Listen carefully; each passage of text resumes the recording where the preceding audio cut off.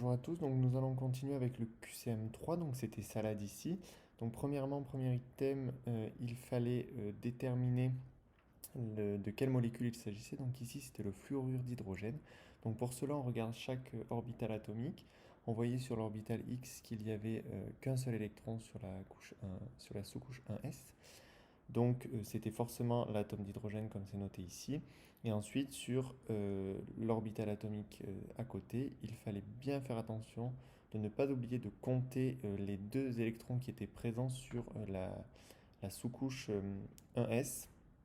Et donc ce qui nous rajoutait deux électrons de plus. Et on trouvait bien 9 électrons en les additionnant tout cela ici plus tout cela ici et les deux de la 1s. Et on trouvait bien un atome de fluor. Donc c'était fluorure d'hydrogène. Ensuite, pour déterminer s'il s'agissait d'une liaison simple, il fallait utiliser la formule de l'ordre de liaison. Donc là, ici, on compte le nombre d'électrons dans les orbitales liantes. Donc on en voit seulement 2 ici. Moins orbital antiliante, il y en a 0. Et comme c'était un LCAO asymétrique et que ces électrons restaient accaparés à l'atome de fluor, on ne les compte pas pour le nombre d'électrons dans les orbitales liantes. Il ne rentre pas en compte ici comme c'est écrit. Ensuite, il fallait calculer un moment dipolaire, donc l'item était bien vrai. On rappelle la formule du moment dipolaire, mu égale delta fois d, et donc on va homogénéiser les unités afin de trouver les bons résultats. Donc premièrement, le moment dipolaire, on prend la charge partielle sans unité qui nous était donnée, on la multiplie par la charge élémentaire pour l'avoir en coulomb, et on la multiplie par une distance afin d'avoir des coulomb-mètres, vu que le moment dipolaire est en coulomb-mètre. La distance, c'était 91,7 picomètres. Picomètre, on rappelle que c'est 10 puissance moins 12 mètres. Donc on convertit ensuite le résultat en divisant par 3,34 fois 10 puissance moins 30 pour avoir le résultat en 2 bagues. Ensuite, item D, pardon, la liaison était bien polarisée puisqu'on avait un atome de fluor et un atome d'hydrogène et qu'il y avait une différence d'électronégativité qui était extrêmement importante entre ces deux atomes, donc on pouvait même dire qu'il s'agissait d'une liaison covalente polarisée. Ensuite, pour savoir si la molécule est dans un état singulier, euh, on prend en compte la multiplicité du spin ici et on voit qu'il n'y a aucun électron célibataire donc, sur les orbitales moléculaires. Et donc il s'agissait d'un état singulier puisque le spin était égal à 0. 2 fois 0 plus 1 égale bien à 1. Je précise simplement quelque chose, c'est que s'il y avait eu une flèche unique à cet endroit-là, on aurait pris un spin de 0,5 puisque les orbitales Px et Py rentrent dans la multiplicité, dans le calcul de la multiplicité du spin, donc comme les autres règles. Ensemble le QCM4. Donc le QCM4 c'était de la thermodynamique. Après c'était un petit peu différent parce qu'il fallait utiliser en gros une formule centrale pour avoir le résultat de pas mal de calculs. Donc on va faire un petit tour des données ensemble. D'abord on voit que c'est dans les conditions standards. On nous donne l'enthalpie libre standard, sachant que l'enthalpie libre standard pardon, c'est delta G0. Il ne faut pas confondre avec l'enthalpie standard qui sera delta H0. Ensuite, on avait notre tableau, notre réaction. Dans notre réaction, il fallait faire attention du coup au nombre stoichiométrique. Et du coup, notre tableau, on voyait qu'il nous manquait des données.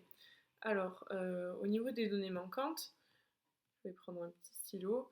Il nous manquait du coup l'enthalpie standard du monoxyde d'azote. C'était donné en fait dans les données, on nous disait que c'était égal à la moitié de l'opposé de l'enthalpie standard de l'ammoniac, qui était NH3. L'enthalpie standard d'un corps pur comme H2, du coup ça va être 0. Donc on pouvait l'avoir là aussi. Et il nous manquait par contre celui de l'H2O et l'enthalpie standard de la réaction. Donc on pouvait commencer, item A, c'était faux, la réaction était non spontanée dans les conditions standards. Donc là c'est ce que je disais précédemment. Dans les données, en fait, on donnait la valeur du delta G0. Donc l'enthalpie standard c'était 92 317,3 kJ par mol. On voyait que c'était supérieur à 0. Et donc comme c'est supérieur à 0, c'est non spontané dans les conditions standards. Si jamais c'est inférieur à 0, du coup, là c'est spontané. Donc le A était faux. Ensuite pour le B, on cherchait l'enthalpie standard du coup de notre molécule de H2O. Là, il fallait utiliser une formule, c'était delta G0 égale delta H0 moins T fois delta S0. En fait, il fallait utiliser cette formule-là parce que d'habitude, on le fait en prenant du coup notre enthalpie standard de la réaction totale et en essayant d'isoler notre H2O. Sauf que là, on ne nous donnait pas en fait la valeur de cette enthalpie standard totale, donc il fallait trouver une autre réaction. Donc ensuite, j'ai regroupé donc toutes les informations qu'il fallait avoir pour répondre à cet item-là. Donc notre delta G0 qu'on nous donnait. Ensuite, notre delta H0 de notre molécule de monoxyde d'azote, c'est égal à 1,5, donc la moitié. De l'opposé, donc on mettait le moins. De l'enthalpie standard de notre molécule d'ammoniac. On savait que c'était moins 46,2 kJ par mol, donc on faisait un petit calcul qui est marqué juste après, et ça nous donnait pour l'enthalpie standard de notre molécule de monoxyde d'azote 23,1 kJ par mol. Et on rappelait évidemment que l'enthalpie standard d'un corps pur c'était 0, donc pour le H2 c'était 0. Ensuite on rappelle les petites formules de base pour pouvoir les intégrer, donc celle-là ainsi que celle-là. Donc elles sont rappelées juste en dessous, s'il va falloir les intégrer dans cette formule ici. Donc je change de page. Hop. Il fallait pas oublier de pondérer par les coefficients stoichiométriques. Donc c'est ce que je disais avant. Je les ai mis ici en couleur pour que du coup ça ressorte bien. On va utiliser à T égale 298 Kelvin parce qu'on est dans les conditions standards à 25 degrés et que 273 plus 25 ça donne 298 Kelvin. Donc on peut passer à l'application numérique. Donc on a notre petite formule qu'on développe avec les formules que je citais précédemment. Il ne faut pas oublier du coup le T, voilà, qui se cache un peu au milieu. Donc on remarque, d'abord c'est les produits, donc les produits c'est ce qu'il y a à droite, puisque des réactifs vont réagir ensemble pour donner des produits. Donc le coefficient stoichiométrique bien sûr, donc au niveau de l'ammoniac, puis de l'H2O. Ensuite là c'était réécrit sans donner directement celui du monoxyde d'azote. Avec le T, et on faisait pareil avec les entropies. Ensuite, on réécrivait. Là, du coup, on remplaçait par le 23,1 qu'on a trouvé par rapport au monoxyde d'azote, sachant que, du coup, il était pondéré, il y avait un coefficient 2 devant la molécule de monoxyde d'azote dans notre réaction. Donc, on mettait 2 fois l'enthalpie standard de notre monoxyde d'azote. Donc ensuite, donc on continuait et en fait après on faisait des petits calculs. Il ne nous restait plus que le 2 fois H2O qu'on n'avait pas en fait marqué réellement. Ça c'était tout ce qui avait été fait, donc c'est tous ces calculs là qui ont été simplifiés. On refaisait tout, donc c'est vraiment étape par étape, hein. C'est pour que vous voyez bien. Ensuite on obtenait 92 777,8 plus 2 fois du coup notre H2O ici qu'on n'avait pas. Ensuite, on remplaçait le delta G0, 92 307,3. Et on isolait notre enthalpie standard de notre molécule d'H2O, donc 92 317,3 moins 92 777,8, puisqu'on le passe de ce côté, il était en plus, donc on le passe en moins de l'autre côté. Et là, il y avait une multiplication, donc on divise par 2. Ça donnait moins 230,25 kJ par mol. Ensuite, du coup, on avait notre delta H0, le C c'était faux. Donc maintenant qu'on a réussi à trouver celui de l'H2O, on peut faire celui de la réaction totale. Donc du coup, c'était 2 fois moins 46, donc c'est au niveau de l'ammoniac. Puis on faisait pareil, donc ça c'est les formules qu'on utilise depuis le début. Donc je passe vite fait, et puis si vous voulez, de toute façon, vous avez la correction sur Community. Donc là, c'était au niveau encore de notre monoxyde d'azote, qu'on pondérait par 2. Le H, delta H0 de notre corps pur, c'est bien 0. Et ça donnait moins 599,1 kJ par mol. Donc c'était faux.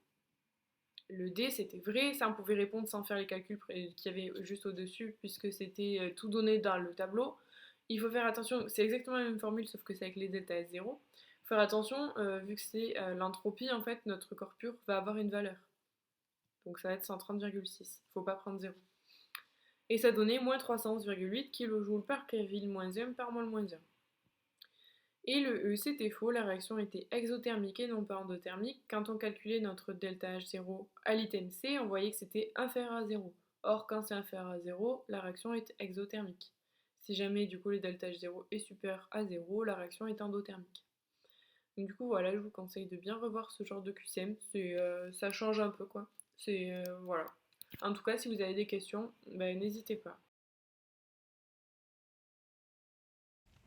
Alors, on se retrouvait ensuite pour la correction du QCM5. Le QCM5 qui portait sur de la thermodynamique avec des réactions couplées. Donc, on nous indiquait, pardon, dans l'énoncé, et c'était important de le lire, que c'était la réaction 4 qu'on obtenait en couplant les trois premières.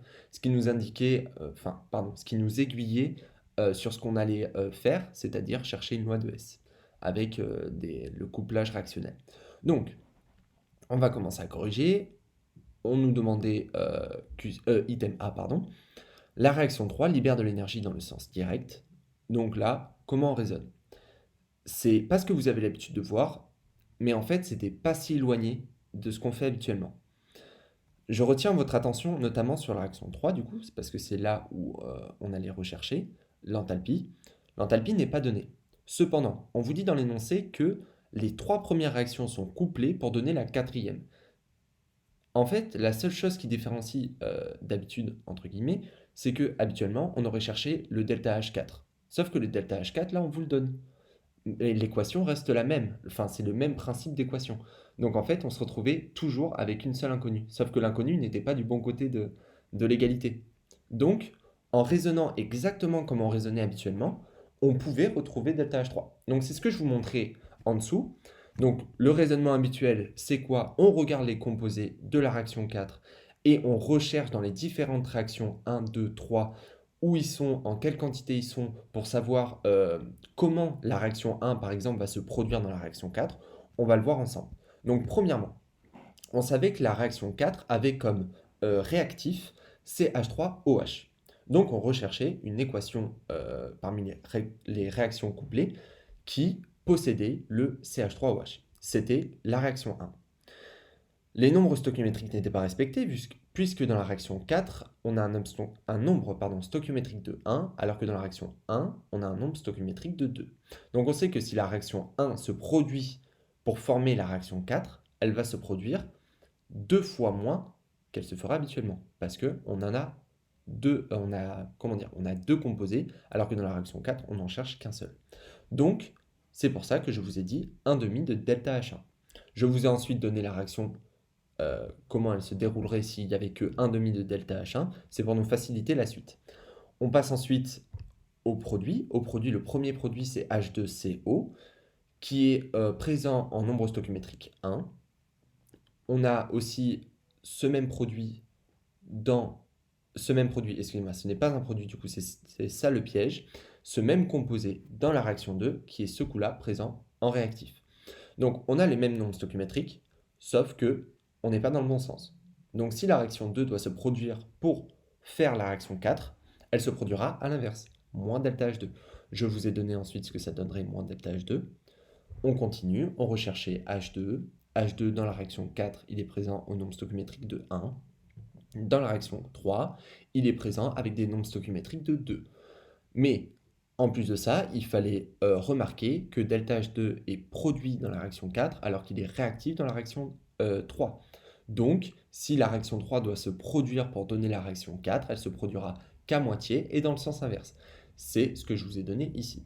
En fait, ce que je vous ai donné, donc les réactions en prenant en compte les 1,5 ou les moins 1,5, c'est pour nous faciliter cette petite étape intermédiaire qui est d'additionner toutes ces réactions pour voir si on obtenait bien la réaction 4. En additionnant toutes ces réactions, donc là c'est moche comme je vous ai fait, hop, je vous l'enlève, on obtenait bien la réaction 4, puisque là on voit des composés tels que l'H2O, donc on a un H2O ici, un H2O ici, ça fait deux H2O du côté des réactifs, là on en a deux au côté des produits, comme le CO2 il y en a un et un, on a 3 demi-O2 au niveau des réactifs, au niveau des produits on va avoir de l'O2, on va avoir un O2, donc 2 sur 2 O2, parce que 2 sur 2 ça fait 1, plus 1 demi, donc on a bien 3 demi. Donc ça nous donnait bien la réaction 4. Donc là c'était ensuite la partie où il y avait entre guillemets le piège. On faisait bien notre loi de S en prenant en compte les différentes enthalpies. On voit très bien là, on nous donne 1 fois delta H1 moins delta H2 moins 1 demi delta H3. Ici, delta H4, on l'a, donc c'est pas intéressant de le laisser à gauche de l'égalité. On va isoler delta H3 et rechercher sa valeur, parce qu'on a toutes les valeurs nécessaires pour le trouver. Donc, en fin de compte, on trouvait moins 484. Si on trouvait moins 484, ça veut dire que la réaction 3 est exothermique. Si elle est exothermique, elle libère de la chaleur. Item B, c'est ce qu'on a trouvé juste au-dessus, donc il était vrai comme item A. Item C, on cherchait delta H de formation de H2O. Donc le delta H0 de formation, qu'est-ce que c'est? C'est l'enthalpie nécessaire pour la création d'une mole de ce composé. Donc là, delta H de H2O, pardon, c'est l'enthalpie de formation nécessaire, l'enthalpie standard de formation nécessaire à la création d'une mole d'H2O à partir de corps purs. Et c'est ça qui est important à relever, c'est que c'est vraiment à partir de corps purs. Je vais vous montrer par rapport à la réaction 3 que je vous ai donnée dans l'énoncé. Ici, on voit bien qu'on part d'un corps pur qui est l'H2 et d'un autre corps pur qui est l'O2 pour donner de l'H2O. Donc, ça respecte bien la définition qu'on nous donne. Donc, on sait qu'on va pouvoir utiliser delta H3 pour donner cette enthalpie standard de formation d'H2O. Cependant, là où il y avait un piège, c'est que cette réaction 3 nous donnait 2 moles d'H2O. Là où nous, on n'en cherche qu'une seule. Par déduction logique, en fait, il suffisait juste de diviser par 2, le delta H3. Donc, on revient à l'item C. Donc là, je vous ai donné le calcul précis, l'explication précise par le calcul pourquoi ça fonctionnait. Mais il suffisait juste, encore une fois, de faire delta H3 divisé par 2. Voilà, c'est par rapport en fait à l'apprentissage de votre cours. Quand vous cherchez l'explication de l'enthalpie standard de formation, et en regardant cette réaction, vous voyez que ça respectait parfaitement la définition de delta H0 de formation d'un composé. Donc c'est pour ça qu'on pouvait l'utiliser. On trouvait delta H2, moins 242 kJ par mol. C'était ce qui vous était proposé dans l'énoncé. Donc le C était vrai. On passait ensuite au D. Donc là, on trouvait delta H0 de CH3OH. C'est un autre piège, parce que là où on a été tenté de faire ça à l'item C, car c'est possible, on ne peut pas le faire à l'item D. Je vous explique, on va remonter. Le problème avec l'item D, c'est qu'on va chercher CH3OH.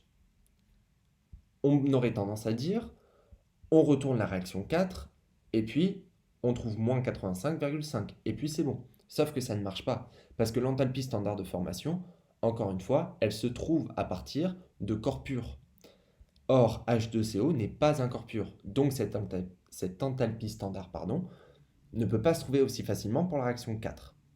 Il nous faudrait le delta H de H2CO. On ne l'a pas. Donc il faut trouver un autre endroit où on trouve CH3OH et où on peut adapter une équation pour trouver le résultat. On voit dans la réaction 1 qu'il est présent. On a de l'O2, on sait que l'enthalpie vaut 0, on a du CO2 qui nous est donné dans l'énoncé, et on a de l'H2O. L'H2O que je vous ai demandé de calculer dans l'item précédent. Donc à partir de ça, on retourne à l'item D, et on avait juste à mettre en place l'équation de la somme des enthalpies des produits moins la somme des enthalpies des réactifs est égale à l'enthalpie de la réaction. Donc là, c'est ce que je vous ai mis. Je détaille, enfin, vous avez le détail ici. Je ne vais pas tout lire parce que ça nous prendrait un temps monstre. Mais à la fin, on se trouvait avec un moins 402 divisé par 2 qui était égal à moins 200 kJ par mol. Je ne vous explique pas tout, seulement je veux juste que vous reteniez ici dans cette équation qu'il ne fallait pas oublier les nombres stoichiométriques. On le voit ici, puisque je divise par 2, ça veut dire qu'il y avait un nombre stoichiométrique. En effet, dans la réaction 1, on avait 2 CH3OH. Il fallait bien faire attention que c'est la somme des produits moins la somme des réactifs. Et normalement, après, c'était de l'application numérique. Normalement, c'était faisable. Ensuite, on se trouvait à l'item E. L'item E, c'était, on nous demandait la formation du CH3OH dans les conditions standards libère de l'énergie. Et bien là, on nous demandait de le calculer précisément à l'item dessus. Là, on nous demandait juste d'interpréter les résultats. Donc, interpréter les résultats, on regardait que le delta H était négatif. Donc, la formation de CH3OH était libère de la chaleur, donc libère de l'énergie. L'item E était bien vrai. On se retrouvait donc avec le QCM5 qui avait comme réponse A, B, C, D, E. Donc tout était juste.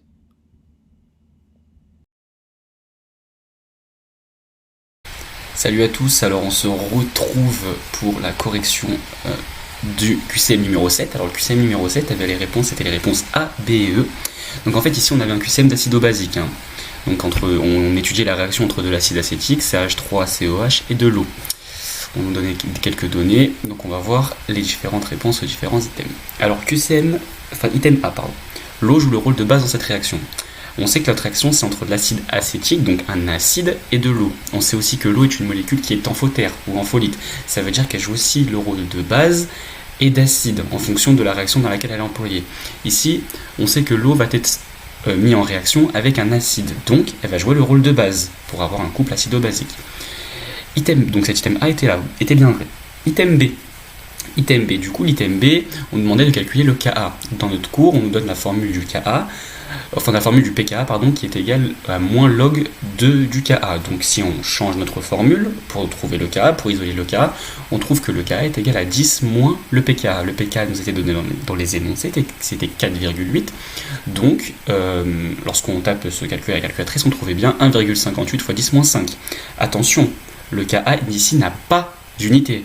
C'est important de le souligner. Si on vous avait mis une unité après la valeur du Ka, cet item aurait été faux. Le Ka n'a pas d'unité. Donc on se retrouve à l'item C maintenant. L'item C, il était un petit peu spécial parce que c'est rare qu'on vous demande quand même la concentration en OH-, mais il faut le savoir. Donc, comment on faisait? Ici, on nous disait que notre réaction était à 25 degrés. Si on est à 25 degrés, il y a une phrase dans votre cours qui vous dit que le produit ionique de l'eau à 25 degrés, seulement à 25 degrés, sinon on ne peut pas l'utiliser, nous dit que la concentration en H3O+, multipliée par la concentration en OH- est égale au KE. Et ce KE, il est égal à 10-14, à 25 degrés bien sûr. Et donc, notre H3O+, on l'avait dans les données, on pouvait isoler la concentration en OH-, et on trouvait 1,58 fois 10-11 mol par litre. Ok ? Ensuite, on arrive à l'item D. Alors l'item D, on nous demandait de calculer la base conjuguée de l'acide acétique. Comment on faisait? On avait le Ka grâce à notre item D. On se rappelle de la formule, de la relation d'Anderson-Hasselbalch qui nous dit que le Ka est égal à la concentration en base multipliée par la concentration en H3O+, divisé par la concentration en acide. Et donc, par un simple produit en croix, on voulait la concentration ici en H-, enfin en amont du coup en CH3COH-, donc la base conjuguée quoi. Et donc en isolant notre CH3COH, on trouvait bien 2,5 fois 10-3 mol par litre. Voilà, donc cet item était faux, car on trouvait, c'est la valeur qui était donnée dans l'énoncé n'était pas la bonne. Item E maintenant. L'item E, donc, plusieurs moyens de raisonner. Pour savoir si une concentration en espèce acide est supérieure à la concentration en espèce basique, soit on a les deux concentrations, on les compare tout simplement, soit on peut regarder avec la relation d'Anderson-Hasselbalch, encore une fois. Ici, on avait la concentration des deux, donc on avait juste à comparer. On voit que CH3COH est supérieur à CH3COH-, et donc on sait que la concentration en espèce acide est supérieure à la concentration en espèce basique. Voilà, c'était tout pour moi. Ciao! Correction du QCM 9. Alors voilà, le QCM 9. Alors, le petit stylo, où est-il? Les réponses justes étaient A, B, D et E. Donc, dans les données, en fait, c'était de l'oxyde de réduction couplé, il me semble, à de la cinétique. Donc, dans les données, on avait le couple 1, MnO4-, Mn2+, le couple 2, Pb2+, Pb. Dans ces couples-là, il faut savoir que c'est toujours l'oxydant et ensuite le réducteur. Voilà, donc c'est quand même hyper important pour la suite. Ensuite, on avait du coup leur potentiel, ici. On avait un cas qui était en seconde moins 1. Ça, c'était très important. Il fallait en fait le retenir et le surligner. Si vous voulez, vous pouvez mettre de la couleur, voilà. On avait un C0 qui est égal à 3,510 puissance moins 2 millimoles par litre. Faire attention, il y a des millimoles par litre. Si jamais on doit faire un calcul, peut-être qu'il va falloir convertir. Moi, je me méfiais toujours quand je voyais millimoles par litre, puisque généralement, on utilise des moles par litre. Enfin bon, on sait jamais. Il fallait donc faire l'équation globale de la réaction. Quand on vous demande d'abord l'équation globale d'une réaction, il faut faire les deux demi-équations. Faire les deux demi-réactions si vous préférez, c'est pareil. Donc on commence par le MnO4- Mn2+. Donc, alors en fait, on posait MnO4-, on commençait... Alors attendez, je vais mettre des petits carrés. On va le faire... Oula, il est joli celui-là. On va le faire ensemble du coup. Hop. Et je vais en mettre un deuxième. Ça fait de la couleur, c'est sympa. Alors, hop. Voilà. Donc, on avait MnO4- à gauche, la double flèche, et Mn2+. En fait, il faut toujours qu'il y ait le même nombre d'atomes en fait, de chaque côté. Donc, on commence par regarder les atomes. C'est comme pour une réaction, en fait, dans les autres chapitres, comme on peut voir en thermodynamique, etc., on peut faire à peu près la même chose. Donc là, on commençait par les atomes qui sortent un peu du commun, on peut dire. Donc là, c'était le Mn. Donc on voit qu'on a un Mn de ce côté, on a un Mn de celui-là. Donc on n'en rajoute pas. Ensuite, on voit qu'à gauche, on a 4 atomes d'oxygène, mais qu'on n'en a pas à droite.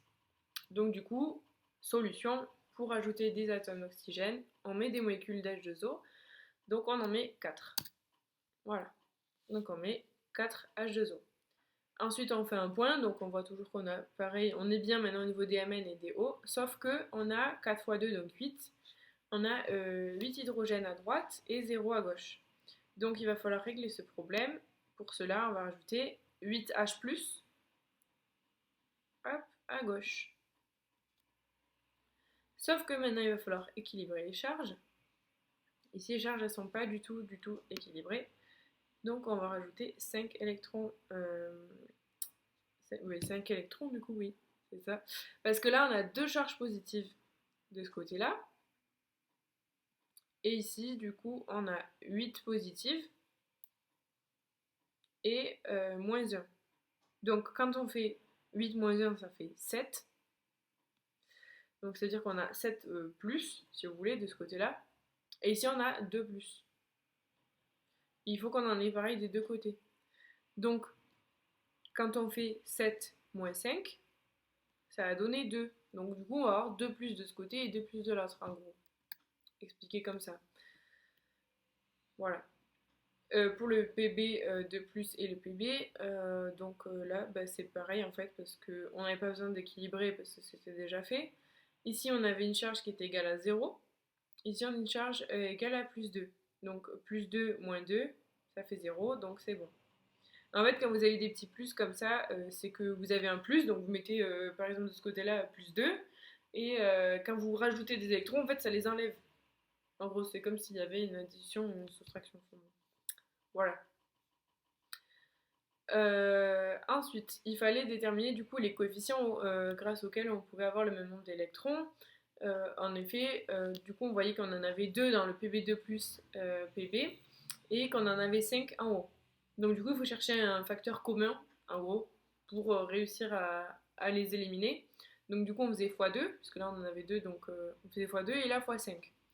Donc, du coup, on multipliait tout par 2, donc ça donnait 2 MnO4-, plus 2 x 8, donc ça donnait 16 H+, 2 x 5 électrons, ça donnait 10, 2 x Mn2+, ça donnait 2, et 2 x 4 H2O, ça donnait 2 x 4, 8, donc 8 H2O.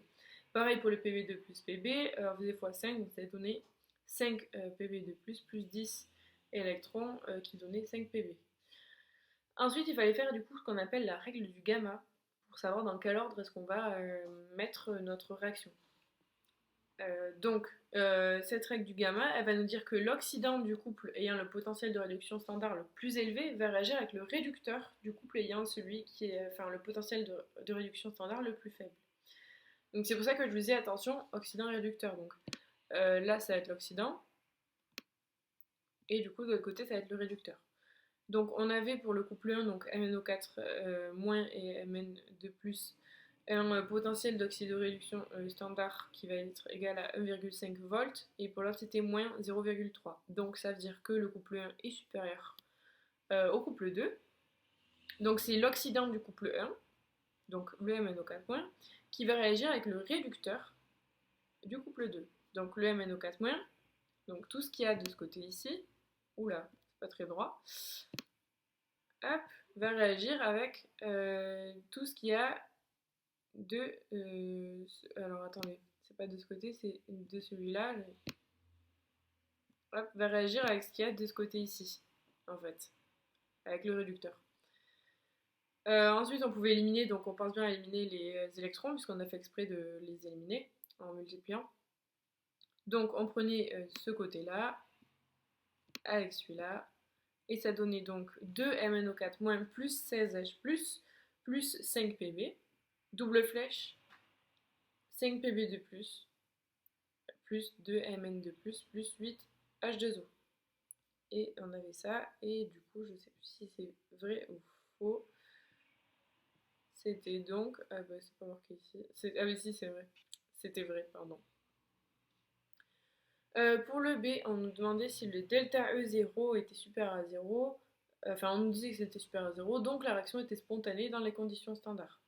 Pour savoir si une réaction est spontanée ou non, il faut faire delta G0. Il n'y a que ça qui va pouvoir vous renseigner du coup sur si une réaction est spontanée ou non.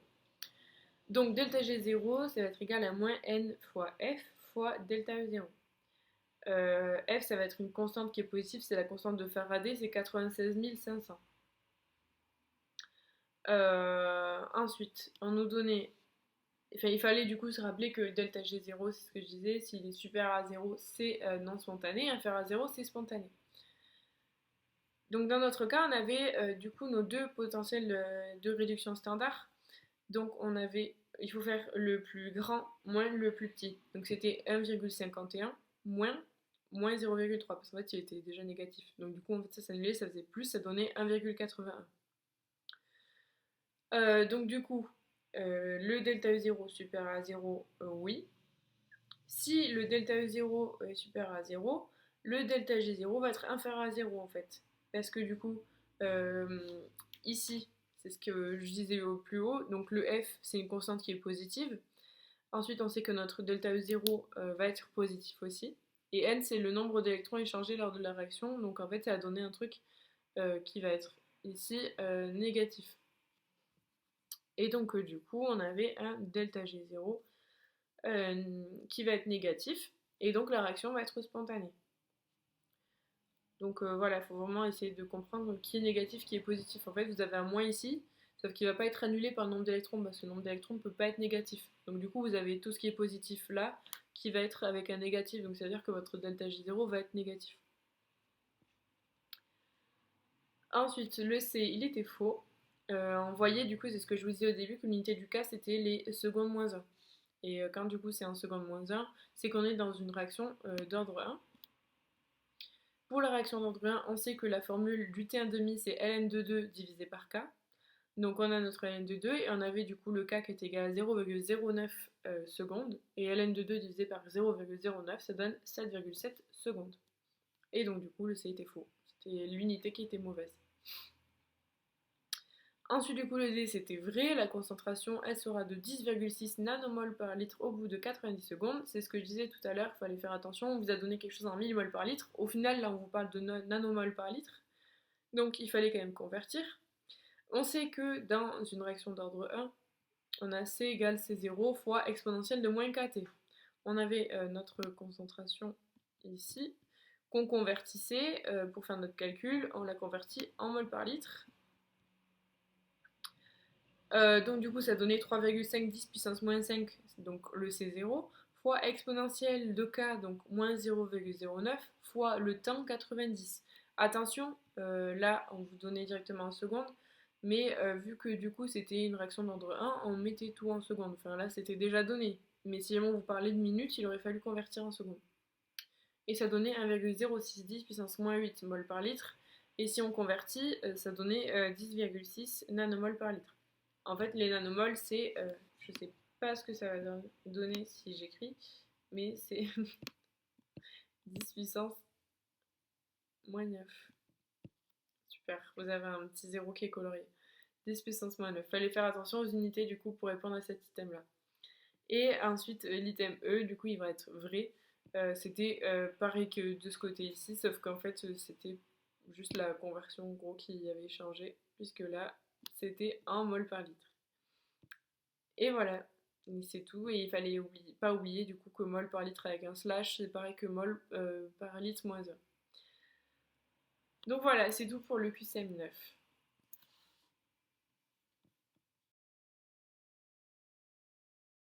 Bonjour à tous, on se retrouve pour la correction du QCM10, QCM qui s'intéressait à la réaction ClO4- plus 4H2SO3 qui donne du Cl- plus 4SO4- plus 8H+. Donc l'item A, on nous demandait le nombre d'oxydations du soufre dans le SO4-. On va pouvoir dire que le NO du SO4- est égal à -2, comme c'est la charge totale de l'ion. De plus, on va pouvoir dire que du coup la somme des NO des atomes constituant le SO4- sera égale à -2. Donc d'où cette équation ici. NO du soufre plus 4 NO oxygène est égal à -2. On isole le NO du soufre comme c'est ce qu'on cherche, en passant le NO de l'oxygène de l'autre côté, donc ça devient un signe moins. En application numérique, on obtient NO du soufre est égal à 6. Donc on rappelle que le NO de l'oxygène est égal à -2. Item B, on dit qu'il s'agit d'une réaction d'oxydoréduction entre le couple ClO4- Cl- et le couple SO4- H2SO3. Donc pour résoudre cet item, on va partir un peu à l'envers et en fait on va chercher à déterminer l'équation d'oxydoréduction qu'il peut y avoir entre ces deux couples et voir si on obtient la même équation qui était proposée ici dans l'énoncé. Donc pour cela, on va commencer par déterminer les demi-équations. D'abord celle du ClO4- Cl-. Donc pour les atomes de Cl, on remarque qu'il y en a autant dans les deux constituants, donc c'est bon, ils sont équilibrés. On va se charger maintenant des atomes d'oxygène. On remarque qu'il y en a 4 côté réactif et qu'il n'y en avait aucun côté produit, donc on va rajouter 4 molécules de H2O pour équilibrer ça. Maintenant, on va nous intéresser aux atomes d'hydrogène. On remarque ici qu'il y en a 4 fois 2, ça fait 8. Et donc, on va rajouter 8 protons côté réactif puisqu'il n'y en avait aucun de base. Et enfin, on va nous intéresser aux charges. Ici, on remarque qu'on a une charge négative côté produit. On a 8 charges positives plus une charge négative côté réactif, donc 7 charges positives côté réactif. Et donc, pour obtenir une charge négative, comme c'est le cas dans les produits, on va rajouter 8 électrons. Donc, ça, c'est la réaction de notre premier couple et on va la marquer comme réaction 1. Pour le couple SO4- H2SO3, on va donc regarder d'abord les atomes de soufre, il y en a autant du côté des réactifs que du côté des produits. Ensuite, en ce qui concerne les atomes d'oxygène, on remarque qu'il y en a 4 côté réactifs et 3 côté produits. Donc pour les équilibrer, on va rajouter une molécule d'oxygène. Enfin, avant les charges, on va s'occuper des atomes d'hydrogène. Ici, on remarque qu'on en a 2 plus 2, 4. Et donc, on va rajouter 4 protons côté réactif. C'est ce qu'on a fait ici. Et enfin, les charges. Ici, on remarque qu'on n'a aucune charge côté produit. Et on a 4 charges positives plus 2 charges négatives côté réactif. Donc, 2 charges positives. Et donc, pour neutraliser ça, on va rajouter 2 électrons. Donc, on obtient la demi-équation du couple 2 que l'on marque réaction 2. Alors, maintenant qu'on a deux demi-équations, d'habitude, classiquement, on va nous intéresser, on va se servir des potentiels redox normaux pour pouvoir utiliser la règle du gamma. Sauf qu'ici, on n'a pas ces potentiels redox normaux pour déterminer la force de chacun des couples.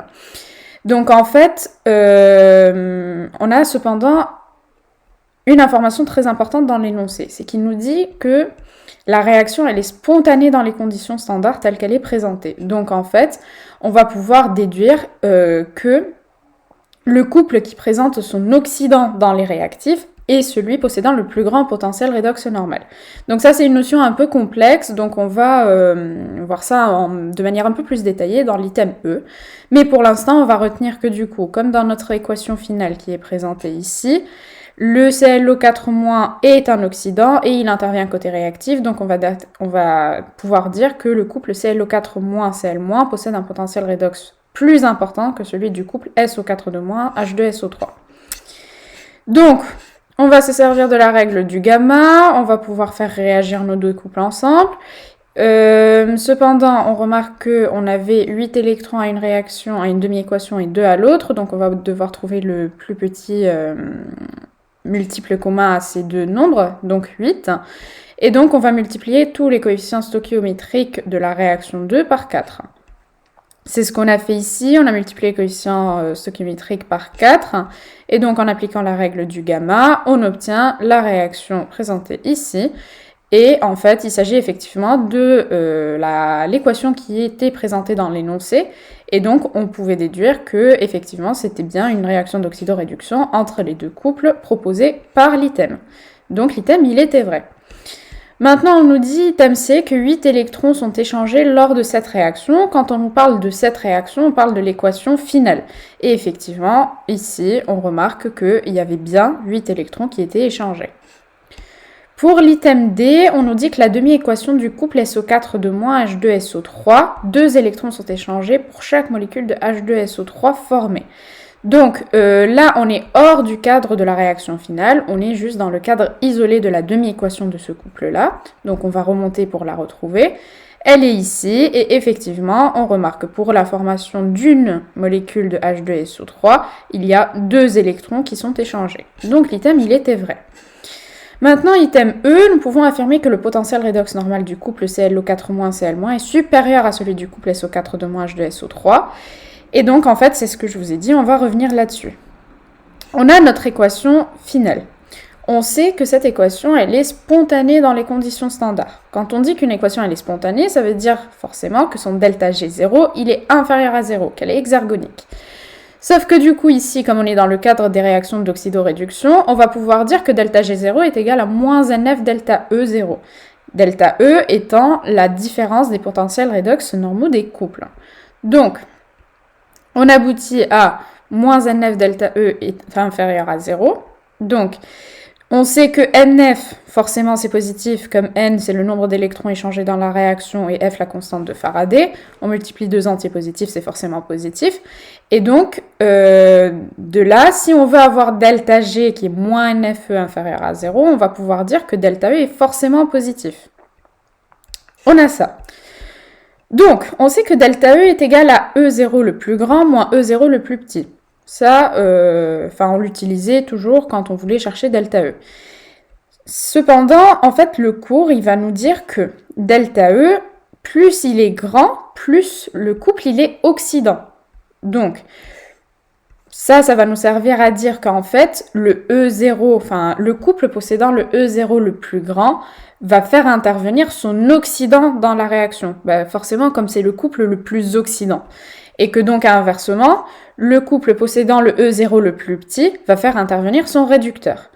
Donc ici, on a notre réaction. On a Cl- plus 4H2SO3 qui interviennent dans la réaction dans les réactifs. ClO4- étant le oxydant du couple ClO4- Cl-, on va pouvoir déduire que le couple 1, donc le couple ClO4-Cl-, possède le E0, le plus grand, alors que le couple 2, celui du SO4- 4, H2SO3, comme il fait intervenir son réducteur dans le sens où la réaction est spontanée, on va pouvoir dire que c'est le couple qui possède le E0 le plus petit.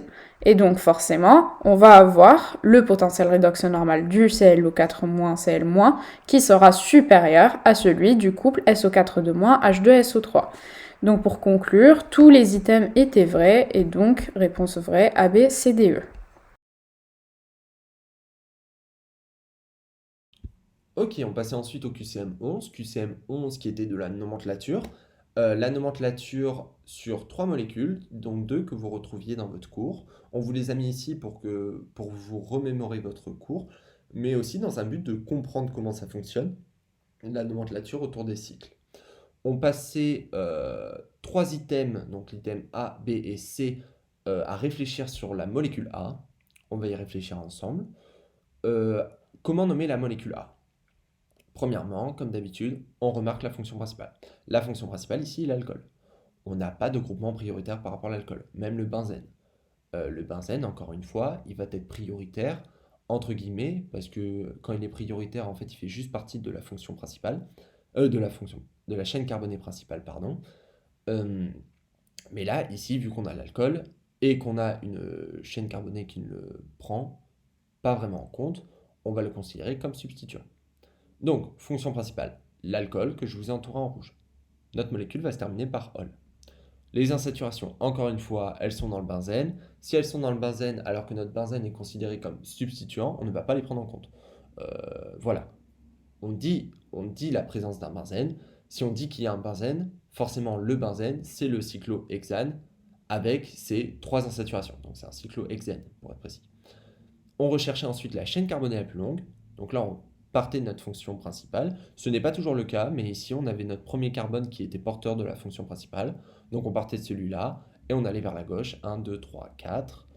On aurait pu prendre l'autre méthyle que j'ai entouré en vert et mettre celui où j'ai marqué le 4 au-dessus, de le mettre en substituant. Ça reviendrait à la même.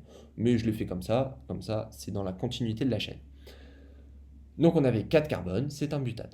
On regardait ensuite les substituants que je vous mettais dans l'ordre alphabétique, puisque c'est comme ça qu'on doit les nommer. Donc on avait premièrement un amine en position 2, donc 2 aminos. On avait ensuite un méthyle en position 3, donc 3 méthyles. Et on avait 2 benzènes en position 1.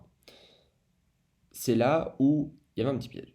Parce que benzène, quand il fait partie de votre chaîne carbonée la plus longue, il ne fera jamais, ce ne sera pas une fonction principale, ce sera juste votre chaîne carbonée la plus longue qui contient le benzène. Eh bien, on le nommera benzène. À la fin de votre chaîne, on dira benzène. Cependant, quand il est substituant, on ne va pas l'appeler benzène, on va l'appeler phényl.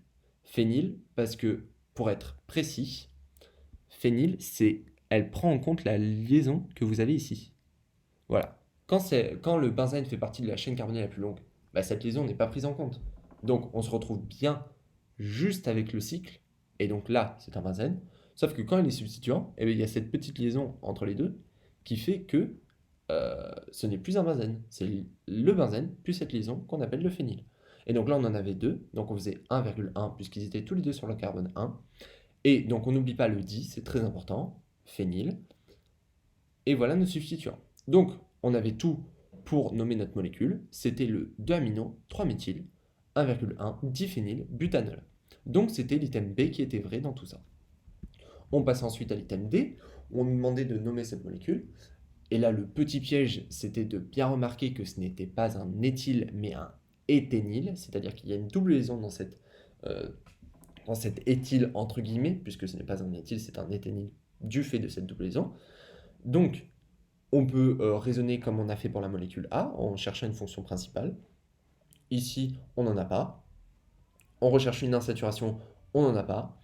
On recherche une chaîne carbonée la plus longue. Oui, c'est le benzène. Le benzène est notre chaîne carbonée la plus longue, qui porte un substituant, un éthène. Un éthène qu'on va nommer l'éthényl. Donc ça, c'est des choses un petit peu complexes que vous ne verrez pas forcément en partiel. C'est pour ça que je ne vous ai pas mis l'item, je ne vous ai pas nommé la molécule vraie. C'est-à-dire que je ne vous ai pas directement mis l'éthénylbenzène parce que ça aurait pu vous perturber. Des fois, dans le cours, c'est pareil. Des fois, vous allez vous retrouver dans les partiels, c'est pareil. Vous allez vous retrouver avec des molécules, certes un petit peu complexes, mais en fait, juste en regardant la nomenclature, la manière dont elle est nommée, vous allez trouver un problème. Et le problème est donc à ce moment-là, vous savez que c'est faux. Même si vous ne savez pas rigoureusement la nommer, voilà, si vous hésitez par exemple sur le benzène, est-ce qu'on dit benzène ou est-ce qu'on dit phényl, si vous voyez une aberration comme par exemple un éthyle ici, alors que ce n'est pas un éthyle puisqu'il y a une double liaison, vous pouvez mettre faux. Donc on reprend où on en était, on était à la chaîne carbonée la plus longue, le benzène, qui avait un substituant, l'éthényl. Donc dans votre cours, on vous donnait différents moyens de les nommer, éthénylbenzène, styrène, vinylbenzène. Ça, c'est du cours. Tout comme l'item E. Donc l'item E, c'était dans votre cours. Donc si vous vous en souveniez, vous mettiez directement 1 éthoxy, 2 méthoxy, cyclopentane. Vous voyez que l'item était faux. Si vous aviez un trou de mémoire, eh bien, on y va en raisonnant. On voit que on a un cycle et on a 2 fonctions éthers. À partir de ce moment-là, éther, excusez-moi, pardon, je me suis perdu. On reprend. 2 fonctions éthers. Donc, à partir de ce moment-là, on en a 2. On ne va pas pouvoir mettre du diéthoxy, diéthyle. Enfin, vous voyez, la nomenclature des éthers est très complexe. Donc, si on doit en mettre 2, on ne va pas s'en sortir. Donc là, en fait, ce qu'on a fait, c'est qu'on a pris notre cycle en point d'ancrage auquel on a ajouté les substituants éthers, avec un éther méthyle, un éther éthyle. Donc, à partir de ce moment-là, la nomenclature, c'était de nommer le cyclopentane, qui était un cyclopentane, et nos substituants qui étaient 1 éthoxy, 2 méthoxy, en faisant bien attention à l'ordre alphabétique. Et c'est comme ça qu'on pouvait nommer cette molécule. Donc, on se retrouvait avec un QCM qui avait pour seule réponse l'item B, qui était juste, et voilà. Du coup, QCM 13, donc ici, on vous proposait plusieurs molécules, donc un peu compliqué comme molécule, je vous l'avoue. Et du coup, il fallait regarder si on avait des isomères, et si c'était le cas, du coup, si c'était des isomères de fonction ou de position. Voilà, donc très typique tout ça. Donc du coup, item A, la testostérone possède 6 carbones asymétriques. Donc déjà, un carbone asymétrique, je vous rappelle que c'est un carbone qui va être relié à 4 groupements différents. Donc dans la testostérone, ici, vous en comptiez 6. Donc 1, 2, 3, 4, 5, 6. Donc la position, on s'en fiche un peu, juste on vous demandait juste combien il y en avait. Voilà, donc conventionnellement, un carbone asymétrique, on le note avec une petite astérix. Donc là, c'est écrit un peu petit, donc je sais pas si vous voyez bien que ce sont des petites astérix, les petits points rouges là. Mais bon, croyez-moi, ce sont des astérix. Voilà, donc l'item A était vrai. Ensuite, item B, du coup, la testostérone et la diénolone ne sont pas isomères. Donc ici, pour regarder si deux molécules sont isomères, je vous rappelle qu'il faut qu'on compte chacun de leurs atomes. Et il faut que ces atomes soient en même nombre pour chacune des deux molécules en fait. Du coup, pour la testostérone, on comptait 19 carbones, 28 hydrogènes et 2 oxygènes. Par contre, pour la diénolone, on comptait 18 carbones, 24 hydrogènes. Donc là, au niveau des carbones et des hydrogènes, on n'avait pas du tout le même nombre, et 2 oxygènes. Voilà, donc du coup, on peut déjà dire qu'en fait, ce ne sont pas des isomères.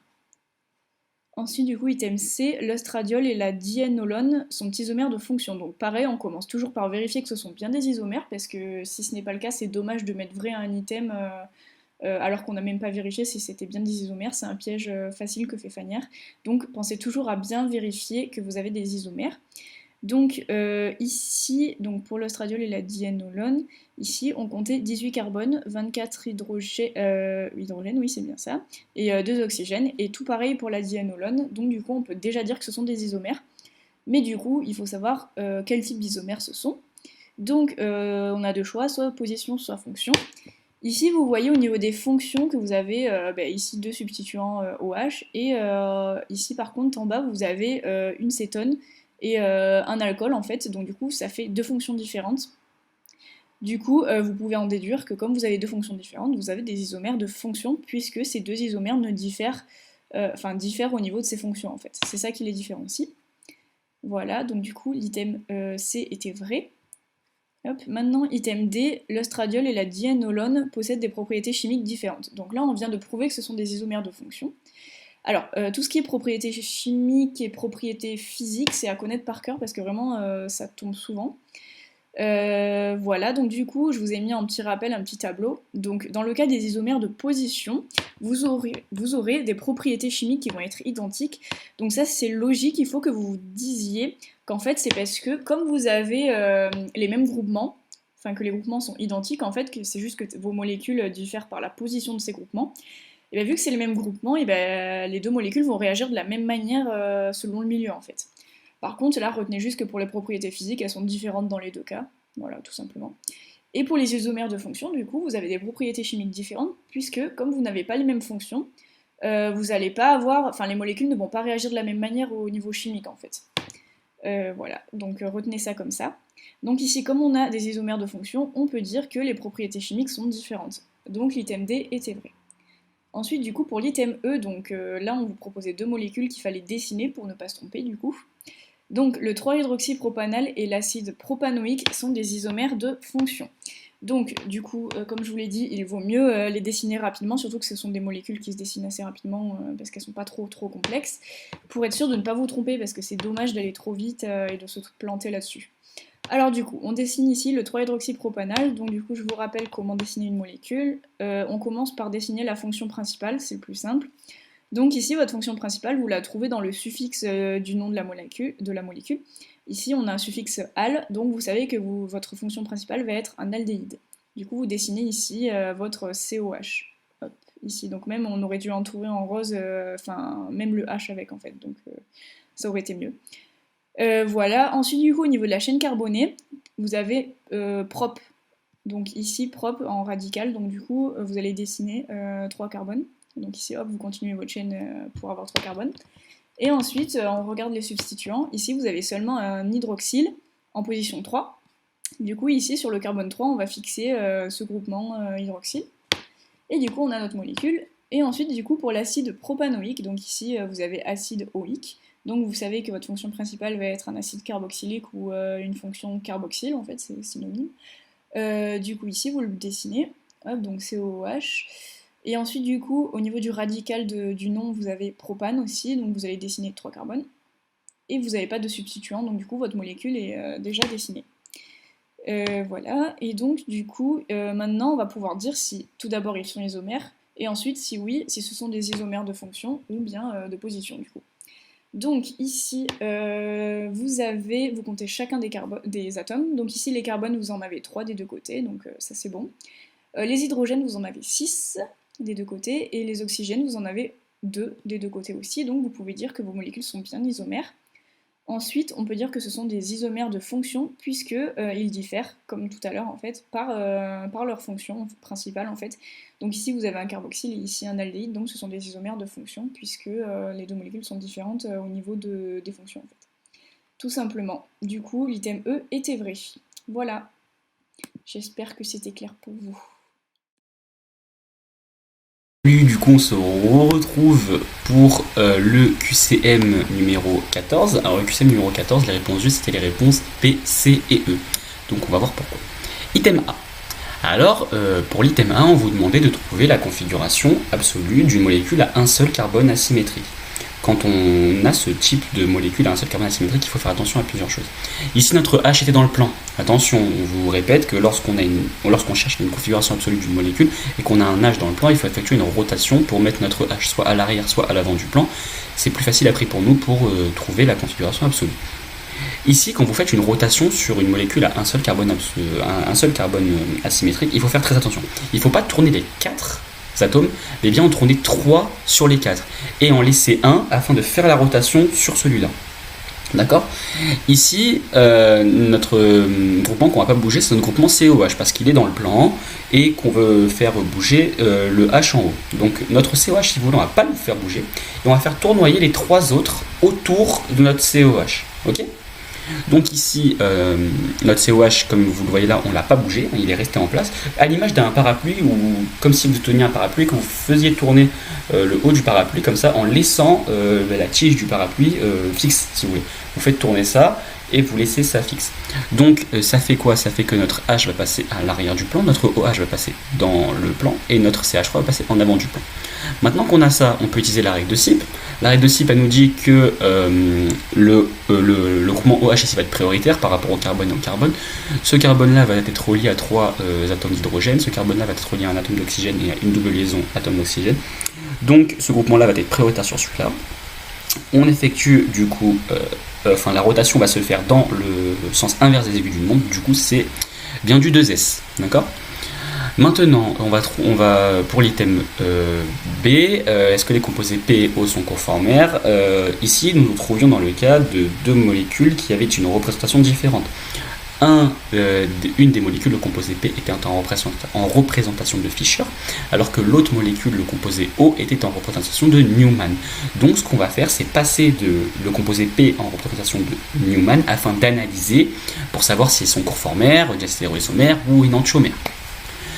Ici, il faut se rappeler, donc on a une technique si vous voulez pour passer de Fischer à Newman, mais il faut se rappeler de certaines conventions.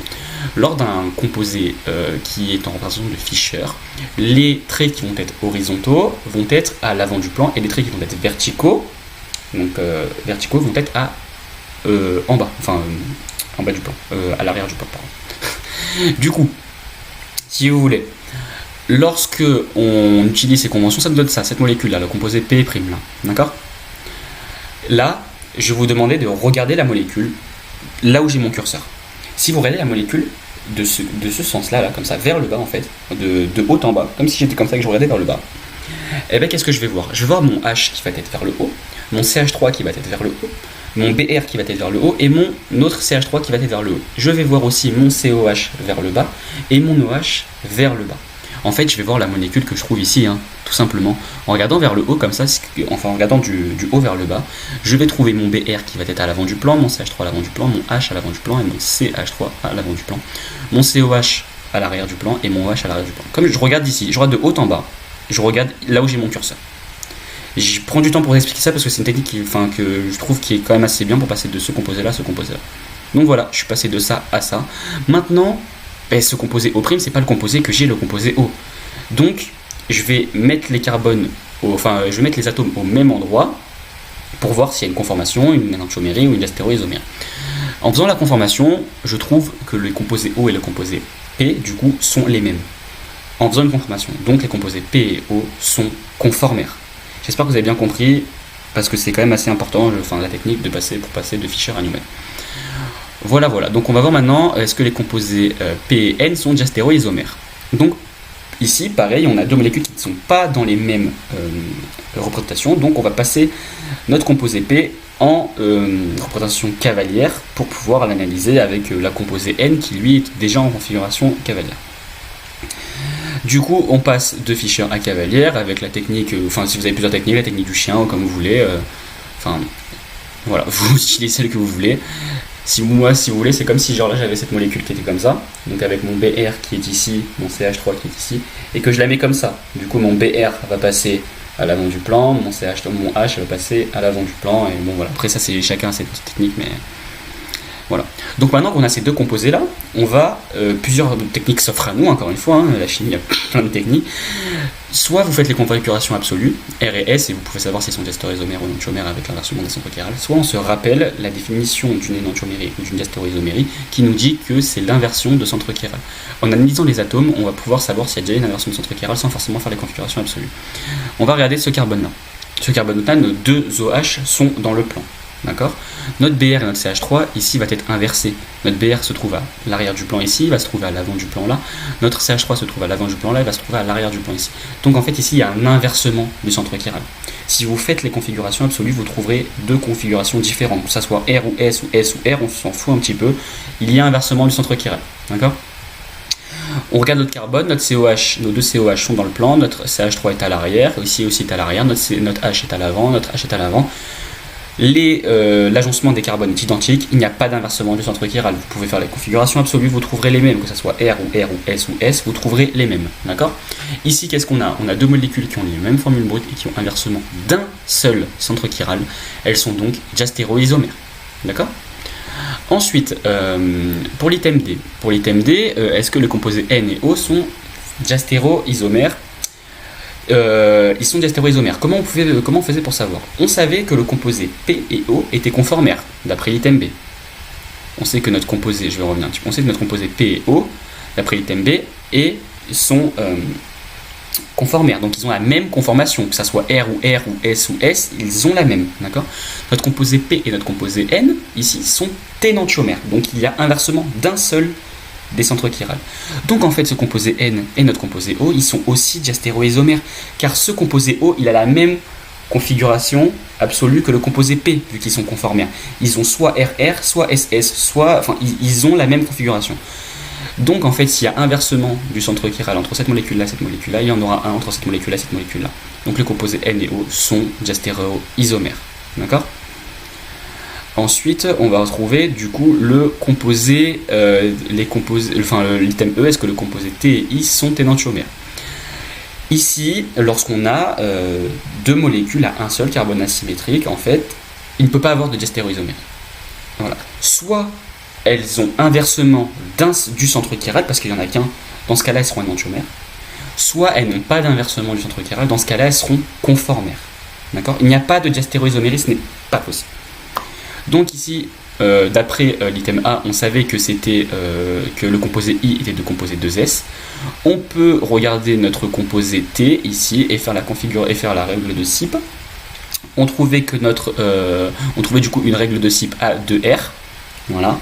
Et donc, on pouvait voir qu'il y avait inversement du centre chiral, même formule Ball, inversement du centre chiral lorsqu'il y a inversement du centre chiral entre deux molécules avec un seul carbone asymétrique, et ils sont énantiomères. D'accord ? Sinon, on pouvait aussi faire la petite technique de comparer la position des atomes. Ici, regardez, notre COH est dans le plan. Notre OH ici est à l'avant du plan, notre OH ici est à l'avant du plan, donc c'est parfait. Hein. Lorsqu'on a deux atomes qui sont identiquement placés sur deux molécules différentes, on a juste à comparer les deux autres en fait. Ici notre CH3 est dans le plan, ici c'est notre H qui est dans le plan, donc on peut voir qu'il y a inversement du centre chiral ici et ici. Inversement du centre chiral, deux molécules qui ont la même formule brute, elles sont énantiomères. Voilà, voilà, donc c'était tout pour moi. Ciao, c'était un peu long mais j'espère que vous avez bien compris. Ciao. Coucou tout le monde, donc on se retrouve aujourd'hui pour la correction du QCM 15. Donc concernant le QCM 15, les bonnes réponses étaient C et D. Item A, il était faux, la polarisation de la molécule C donnée dans l'énoncé était incorrecte. Quand on s'intéresse à la polarisation, il faut s'intéresser surtout aux effets électroniques de la molécule C. Ici, il fallait bien penser à la double liaison cachée dans le groupement COH. Quand on le décompose, ça nous donne C double liaison OOH. Double liaison, simple liaison, double liaison. On reconnaît du coup une conjugaison pi sigma pi qui est à l'origine d'un effet mésomère -m qui est un effet attracteur d'électrons. Du coup, le carbone qui portait la fonction COH est un carbone portant la charge partielle négative et du coup l'autre carbone la charge partielle positive. Item B, on nous demandait si la molécule D était plus basique que la molécule E, ça c'était faux. Du coup, quand on regarde la molécule D et la molécule E qui sont données dans l'énoncé, la molécule E assez facile puisqu'il n'y a pas d'effet électronique particulier. Par contre, la molécule D, là il fallait un petit peu plus l'étudier. Quand on s'intéresse du coup de plus près à la molécule D, on peut reconnaître une conjugaison pi sigma n, pi pour la double liaison, sigma pour la liaison simple et n qui correspond à un des trois doublés non liants qui est porté par l'azote. D'accord ? Du coup, à ce niveau-là, on pourra du coup écrire la délocalisation électronique suivante. Du coup, le doublé de l'azote va être délocalisé sur tout le cycle avec les électrons pi du cycle.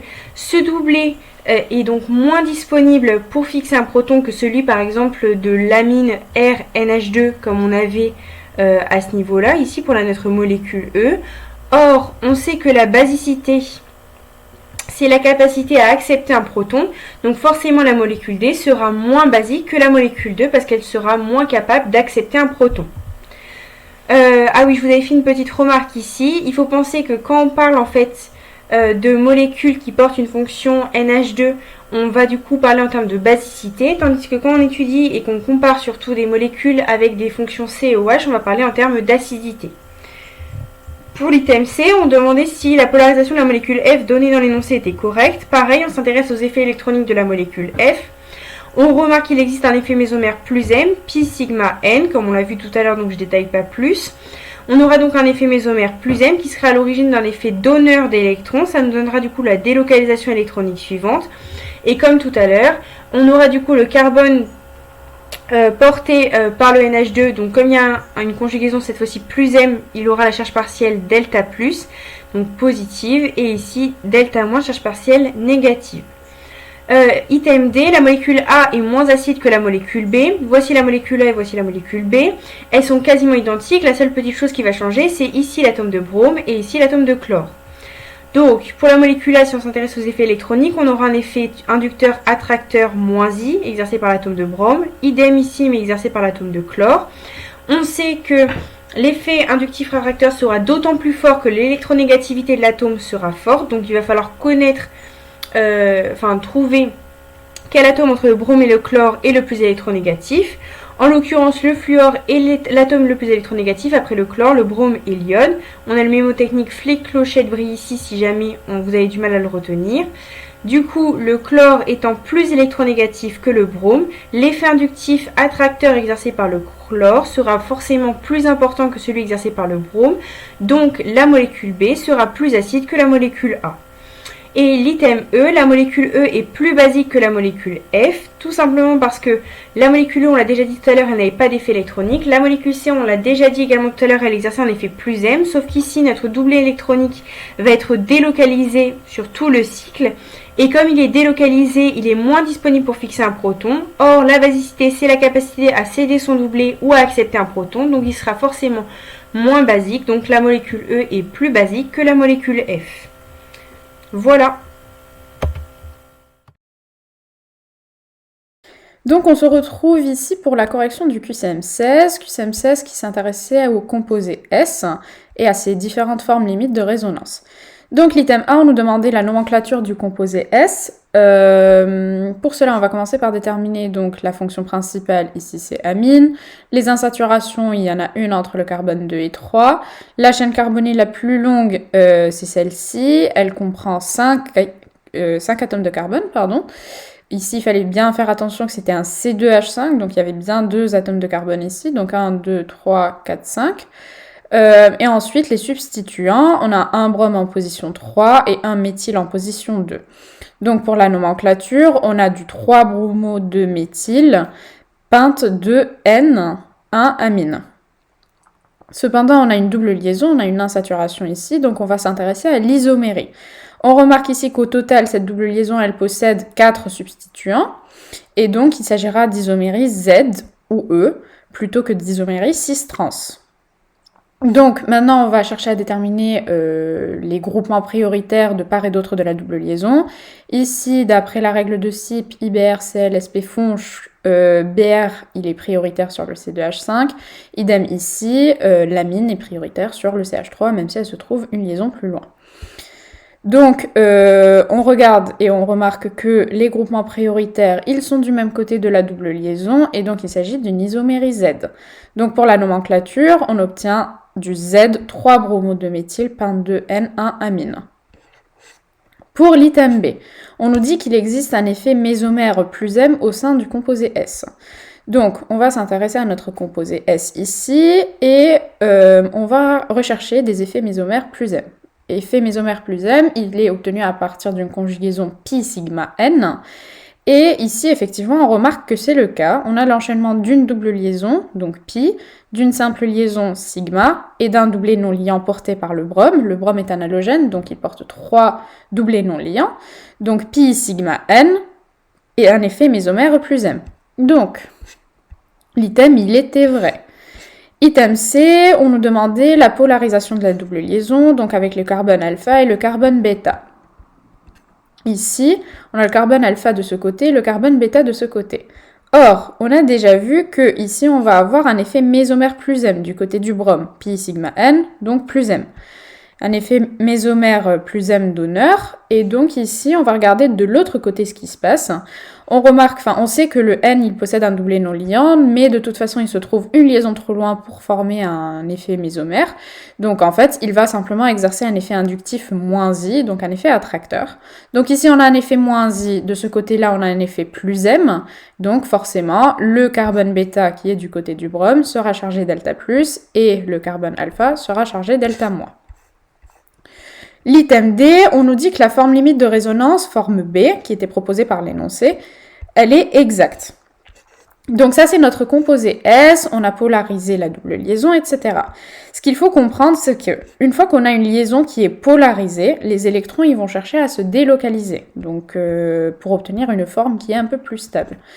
Donc ici, on va avoir les doublés, les électrons qui vont partir logiquement du groupement donneur, donc du groupement chargé delta plus, vers le groupement accepteur chargé delta moins. Donc ici, le doublé, il va se délocaliser du brome, il va se fixer ici sur cette liaison pour former la double liaison ici. Le BR ayant perdu un doublé non liant, il devient chargé positivement. Sauf que ici, comme on a formation d'une double liaison, elle va induire la rupture de la liaison qui se trouvait ici, entre les carbones 2 et 3. Cette liaison, elle va donc se transformer et les doublés, les électrons qui formaient justement cette double liaison vont être gagnés par le carbone qui deviendra porteur d'un doublé non liant et donc qui deviendra chargé négativement. Donc l'item, il était vrai, cette forme, elle correspond bien à une forme de limite de résonance pour le composé S. Et donc ici, les délocalisations électroniques sont représentées par les flèches rouges. Bien, donc on se retrouve pour le QCM18. Les bonnes réponses étaient ABCE, donc je ne vais pas détailler ici la nomenclature des molécules, puisque si vous la reprenez à tête reposée, vous arriverez à dessiner les molécules. On va simplement s'intéresser aux effets ici. Donc on va commencer avec la molécule 1. Donc on voyait tout de suite dès qu'on dessinait la molécule qu'il y avait une conjugaison pi sigma pi. Donc ça faisait un effet -M, un effet mésomère attracteur. Ensuite on voyait également de l'autre côté avec le fluor qui est extrêmement électronégatif qu'il y avait un effet -I puisque le fluor était à moins de 3 carbones comme c'est notifié ici.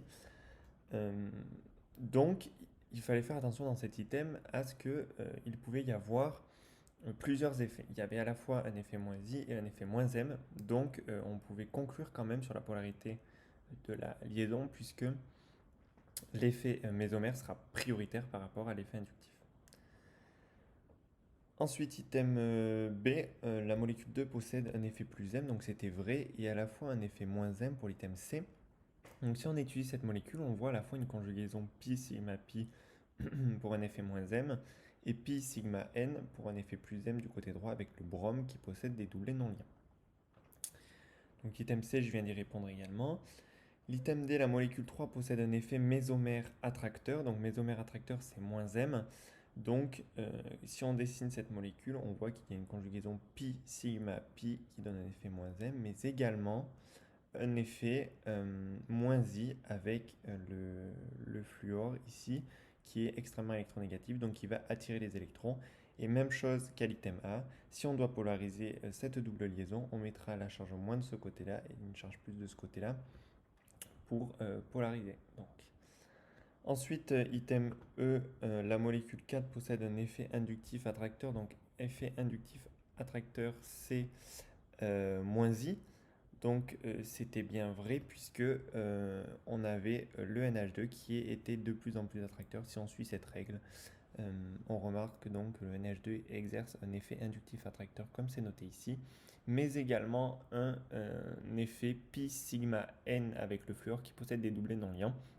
Donc même chose, toujours pareil, si on devait polariser un delta plus ici et un delta moins de l'autre côté, donc l'effet mésomère sera toujours prioritaire sur l'effet inductif, mais la molécule 4 possède quand même un effet inductif attracteur. Donc les bonnes réponses étaient A, B, C, E. Donc concernant le QCM20, il n'y avait aucune bonne réponse.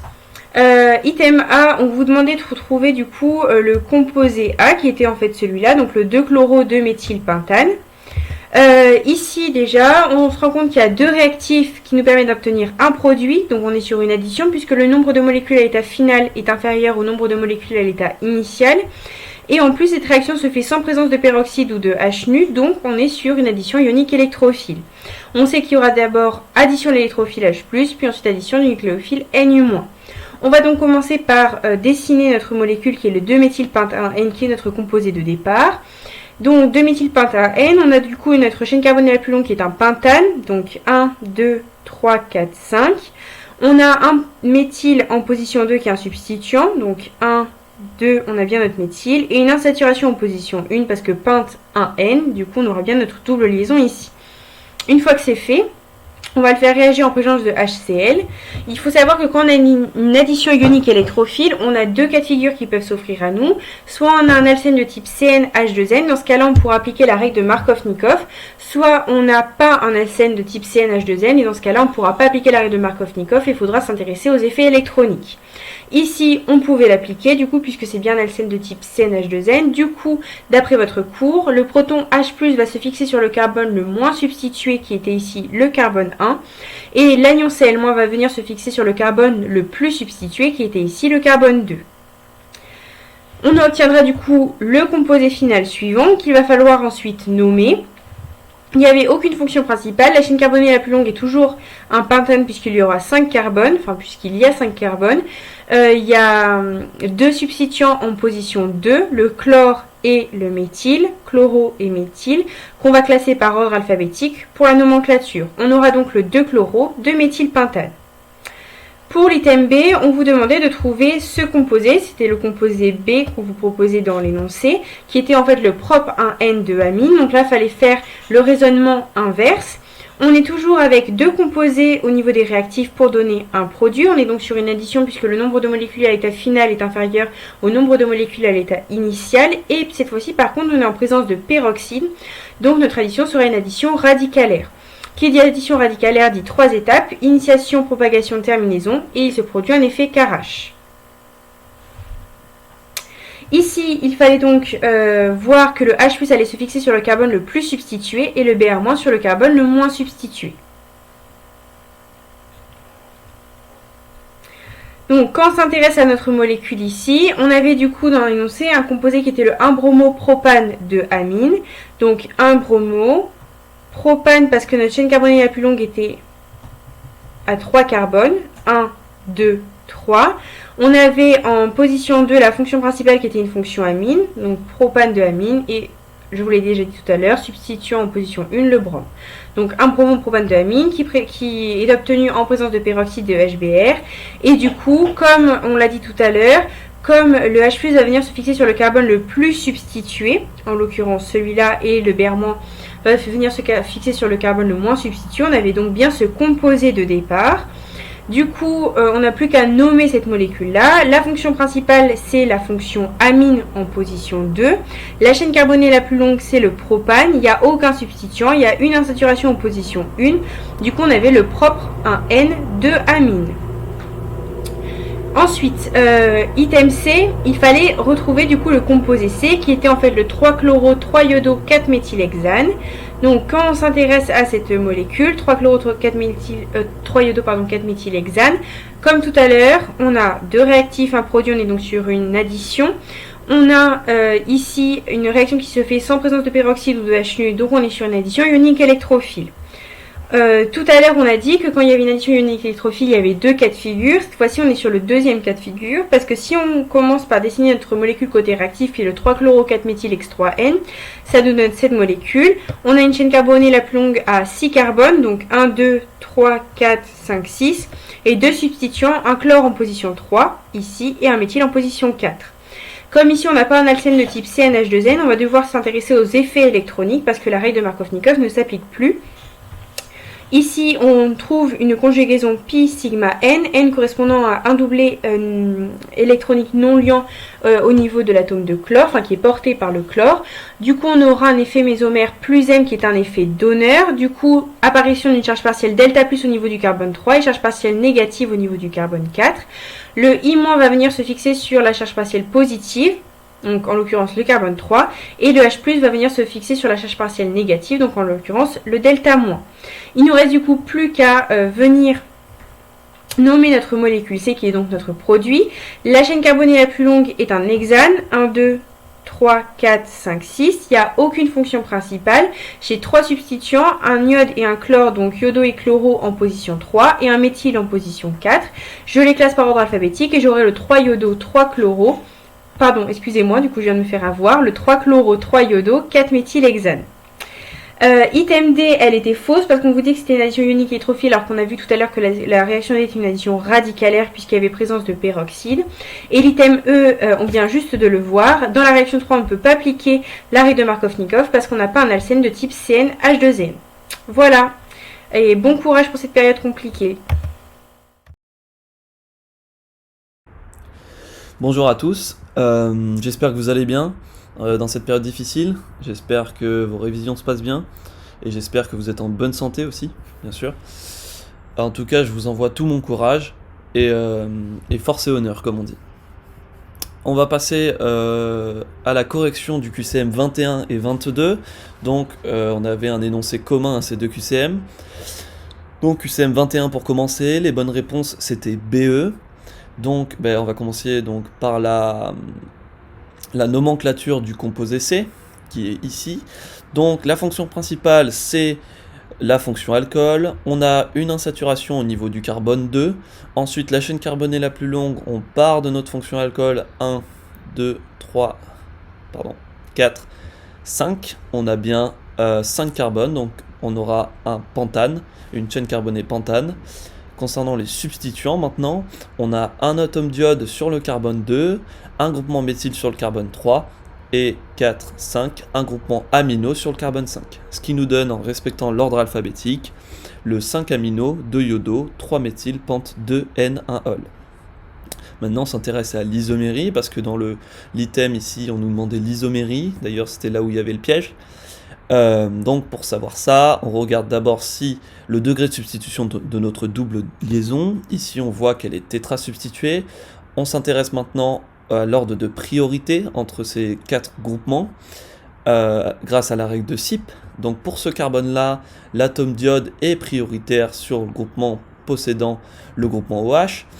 Sur ce carbone-là, c'est ce groupement-là qui sera prioritaire parce qu'on a l'atome d'azote qui est ici. Du coup, ce qui nous fait, c'est que nos 2 groupements prioritaires ne sont pas du même côté.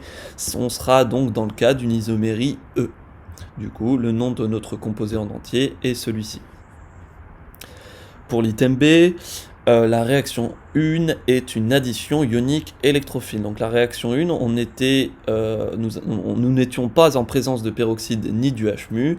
On voyait qu'on avait 2 réactifs au départ et on obtenait un produit à la fin. On est bien dans le cas d'une addition ionique électrophile.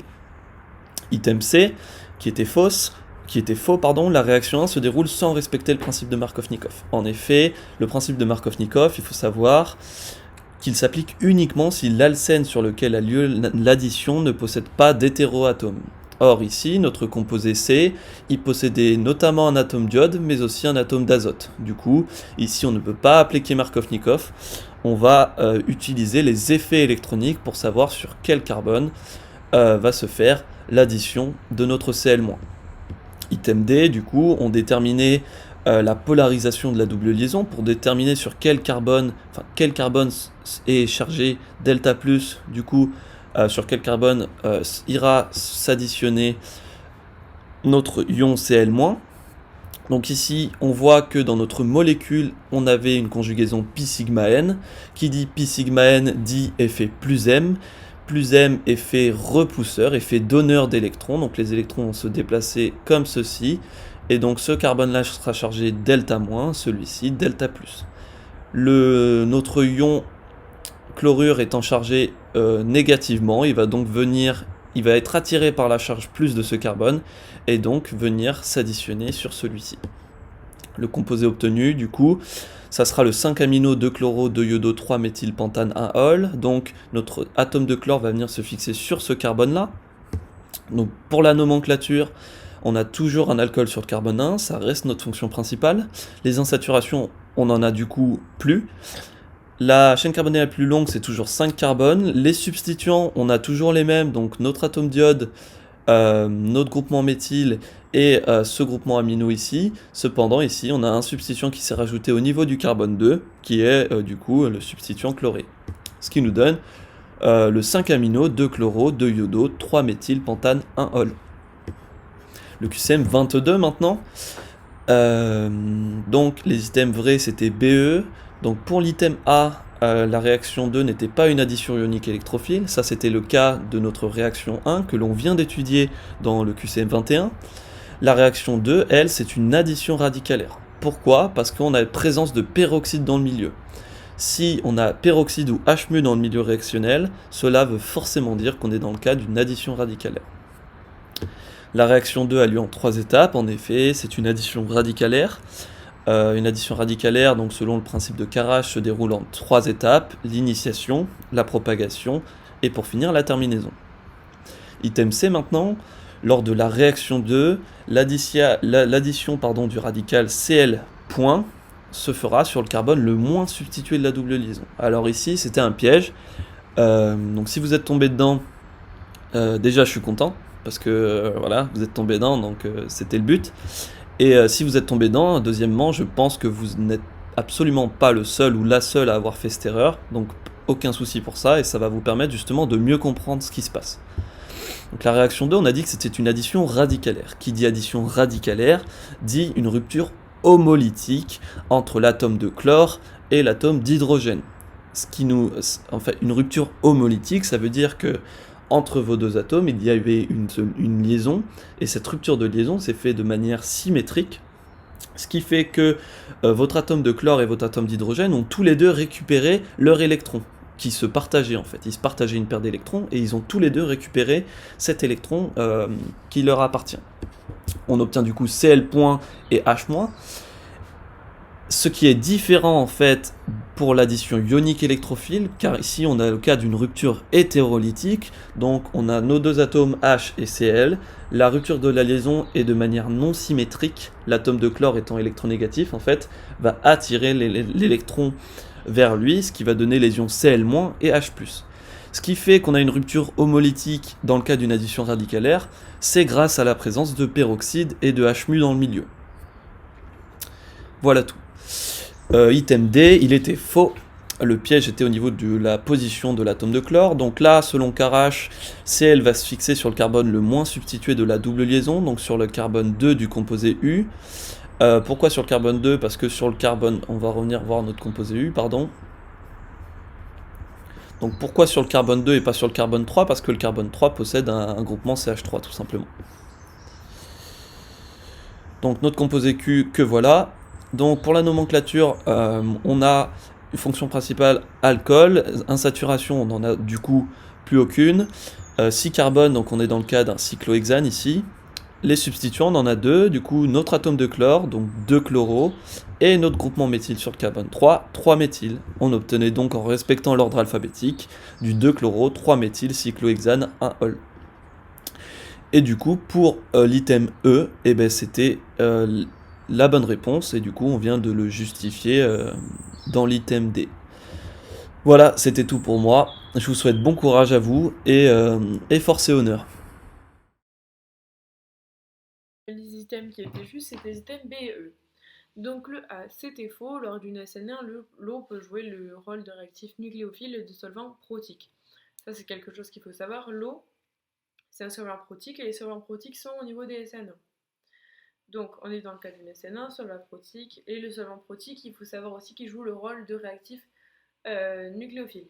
Le réactif nucléophile, donc Nu ou Nu-, il va être du coup neutre si jamais c'est Nu et chargé négativement si c'est Nu-, va être riche en électrons. Vu qu'on a un moins, en fait il va être riche en électrons. Le but c'est qu'en fait il va réagir avec des sites qui eux sont pauvres en électrons pour essayer de lui en donner. En fait pour faire 50-50 pour être à peu près stable on va dire. À l'inverse du coup on va avoir un réactif qui va être électrophile avec une charge plus, donc E+, chargé positivement, qui va être déficient en électrons et qui va donc réagir avec des sites qui eux sont riches en électrons qui vont pouvoir lui apporter des électrons. Donc le A c'était faux. Ensuite le B, il est possible de préparer du 2-chlorobutane à partir du 2-bromobutane par une réaction de substitution nucléophile. Pour cela du coup on avait nos réactions ici.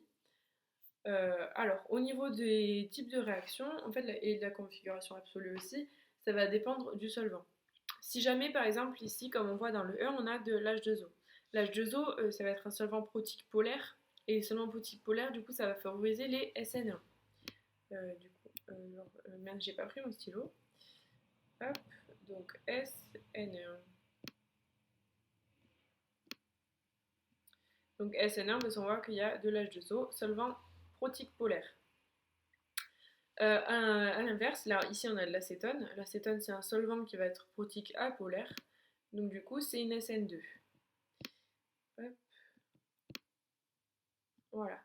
Ensuite vous pouvez le voir parce qu'en fait les SN2 du coup vont avoir qu'un seul produit à la fin alors que SN2 va en avoir deux.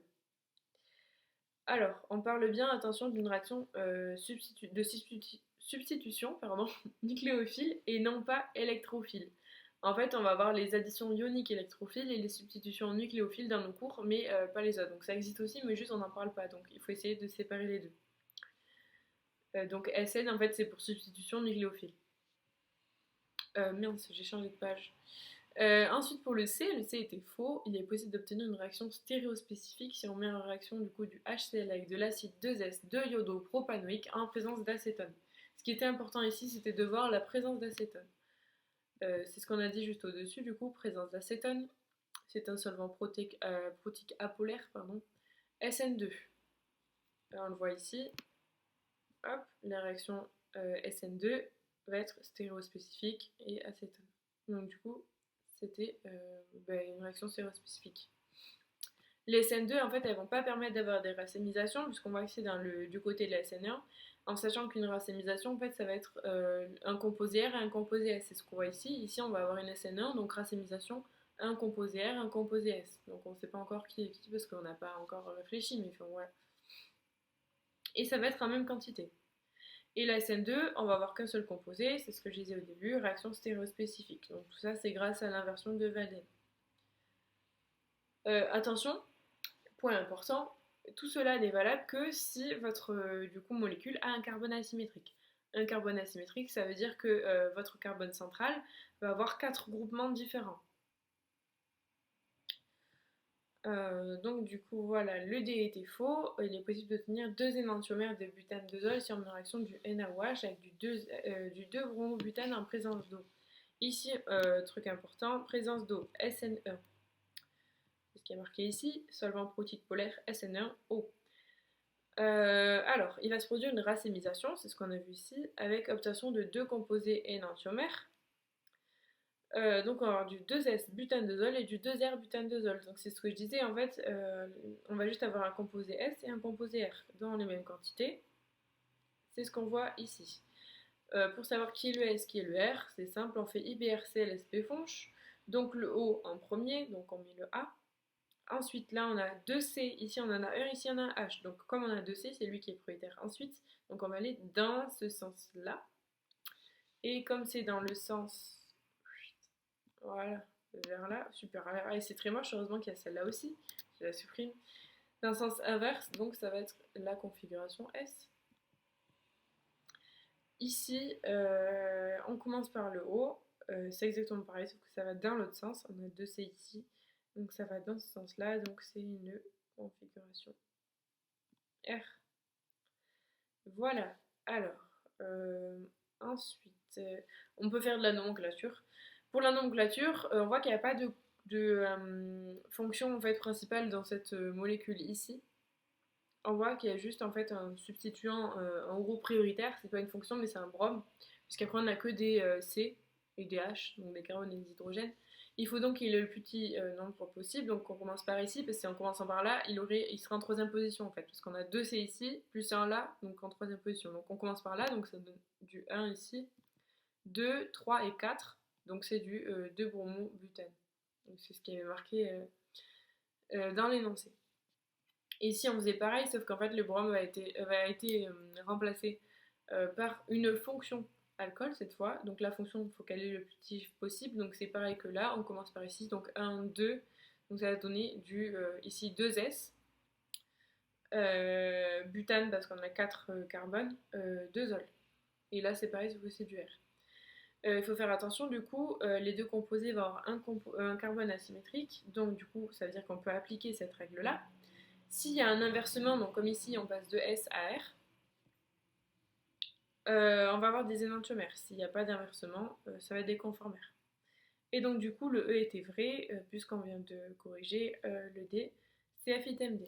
Donc voilà, c'est tout pour le QCM 23.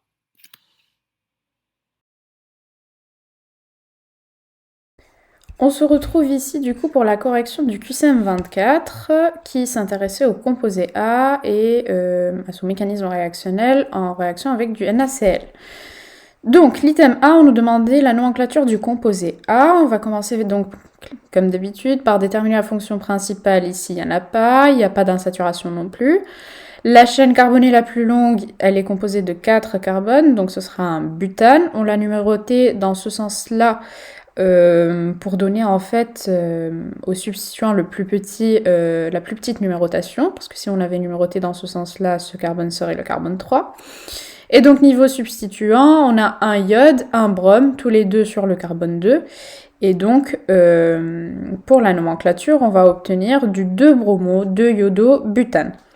Donc ici, il fallait bien faire attention à les mettre dans le bon ordre selon l'ordre alphabétique. Maintenant, on va s'intéresser à la configuration absolue du carbone 2, comme c'est un carbone asymétrique. On va se servir de la règle de CYP, IBRCLSP fonche, et donc ici, on va avoir l'iode qui est prioritaire sur le brome, qui est lui-même prioritaire sur le C2H5, qui est lui-même prioritaire sur le CH3.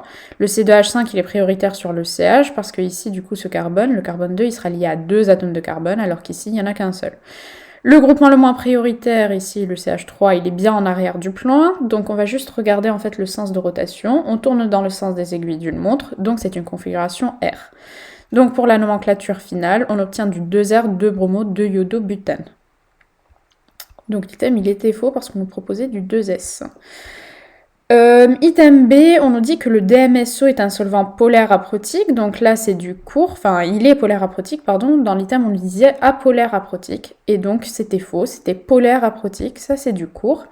On rappelle qu'un solvant polaire aprotique va solvater les cations, contrairement à un solvant qui est polaire protique qui va solvater les anions. Et donc avec un solvant protique, on va obtenir une SN1, alors qu'un solvant aprotique, on va obtenir une SN2.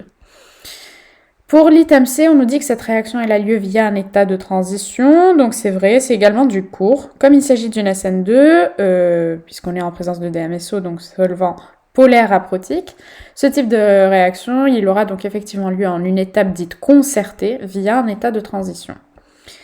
Pour l'item D, on nous dit que dans ce type de substitution, il y a toujours une inversion de Walden. Effectivement, dans les SN2, il y a toujours une inversion de Walden, qui est due donc en fait à l'attaque du nucléophile du plan opposé, enfin du côté opposé de celui de l'atome substitué, et par rapport au plan du carbone asymétrique.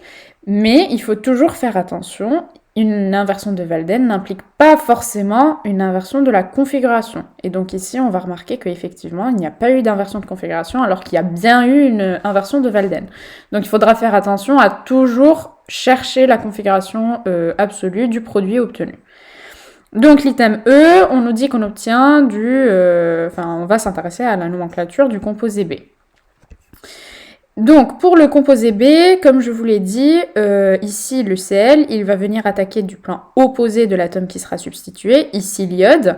En fait ce sera l'iode parce qu'il est plus électronégatif d'après la règle de Sieb que le Br, et donc il aura plus de facilité à se détacher que le Br, donc c'est pour cette raison que ce sera lui qui sera plutôt substitué que le Br.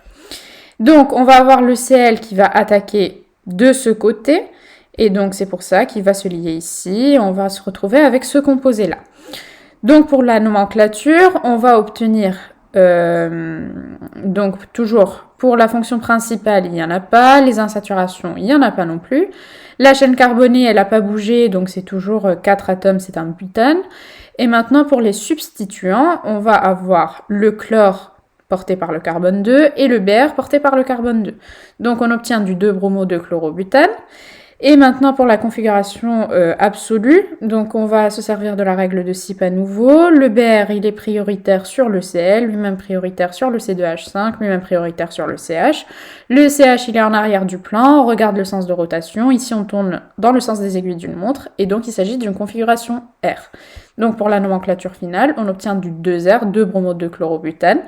Et donc, comme on l'a vu à l'item A, le composé A il était de configuration R, le composé B, il est toujours de configuration R. Il y a eu une inversion de Walden sans qu'il n'y ait une inversion de configuration, d'où en fait l'importance de toujours faire la configuration du composé obtenu. Et donc l'item il était faux, et pour conclure, les réponses vraies, c'était CD. Voilà, bon courage à tous! Du coup, QCM 25, donc ça c'est très typique, c'est quelque chose qui peut vraiment tomber en partiel. Donc déjà, on vous dit soit le 2-iodobutane et le 3-chloropentane. Donc déjà, vous vous doutez que quand on vous donne des molécules écrites comme ça, il va falloir les dessiner à un moment donné. Donc là, juste avant l'item A, là, je vous les ai dessinés, histoire que vous voyiez à peu près à quoi elles ressemblent. Du coup, item A, donc ça c'est du court pur, donc c'est bien à connaître au niveau de la polarisabilité. Alors du coup, ici on vous dit la liaison CI est plus polarisable que la liaison C-chlore, car la force de la liaison CI est, donc on vous disait, plus importante à la base que celle de la liaison CCl. Du coup, en rappel, je vous ai mis ce qu'on vous dit dans le cours, tout simplement. Alors on vous dit dans le cours que la polarisabilité, c'est la plus ou moins grande aptitude d'une liaison à se rompre. Donc du coup, cette polarisabilité, elle augmente quand la taille de l'atome augmente, donc ok. Elle augmente toujours quand la longueur de la liaison augmente. Dites-vous que plus les atomes s'éloignent, plus la liaison va se rompre. Enfin, essayez d'avoir cette petite logique en vous. Enfin, essayez de vous dire ça. Et ensuite, elle augmente quand la force de la liaison diminue. Donc ça aussi, c'est un peu logique. Dites-vous que plus la liaison va être forte, plus moins la liaison aura tendance à se rompre, en fait, tout simplement. Donc imaginez, vous qui tenez la main à quelqu'un, plus vous allez vous accrocher fort à une personne, moins elle aura de chance de s'échapper, quoi. Dites-vous ça comme ça si ça peut vous aider. Du coup, juste en dessous, je vous ai mis en fonction des atomes des halogènes le classement en fait de polarisabilité. Donc ça, on vous le donne dans le cours aussi. Donc ici, on voit que la liaison CI, elle est plus polarisable que la liaison CCl. Donc jusque-là, dans l'item, on est bon, c'est juste. Sauf que du coup, le piège, il était sur la force de la liaison ici. Donc du coup, la force de la liaison est moins importante, du coup. Voilà.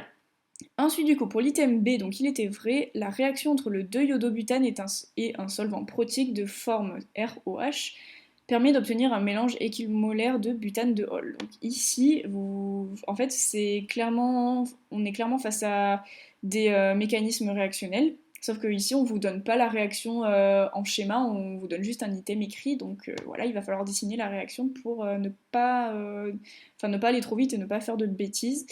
Alors du coup, déjà, on vous donne un solvant protique dans l'item. Donc, qui dit solvant protique dit SN1, substitution nucléophile de type 1. Du coup, donc déjà, ça doit être un mécanisme de reconnaître selon le solvant si on a une SN1 ou une SN2. Donc déjà, on sait que c'est une SN1. Ensuite, on vous dit il y a échange de groupement entre deux molécules. Donc ici, on voit que qu'est-ce qui diffère dans les deux noms? On voit que dans le produit, vous allez avoir du butane de Hall, donc vous allez avoir quelque part un hydroxyle, enfin une fonction alcool tout simplement. Alors que dans le réactif, ici, vous avez un iode et vous n'avez pas d'autre fonction, enfin vous n'avez pas d'autre substituant.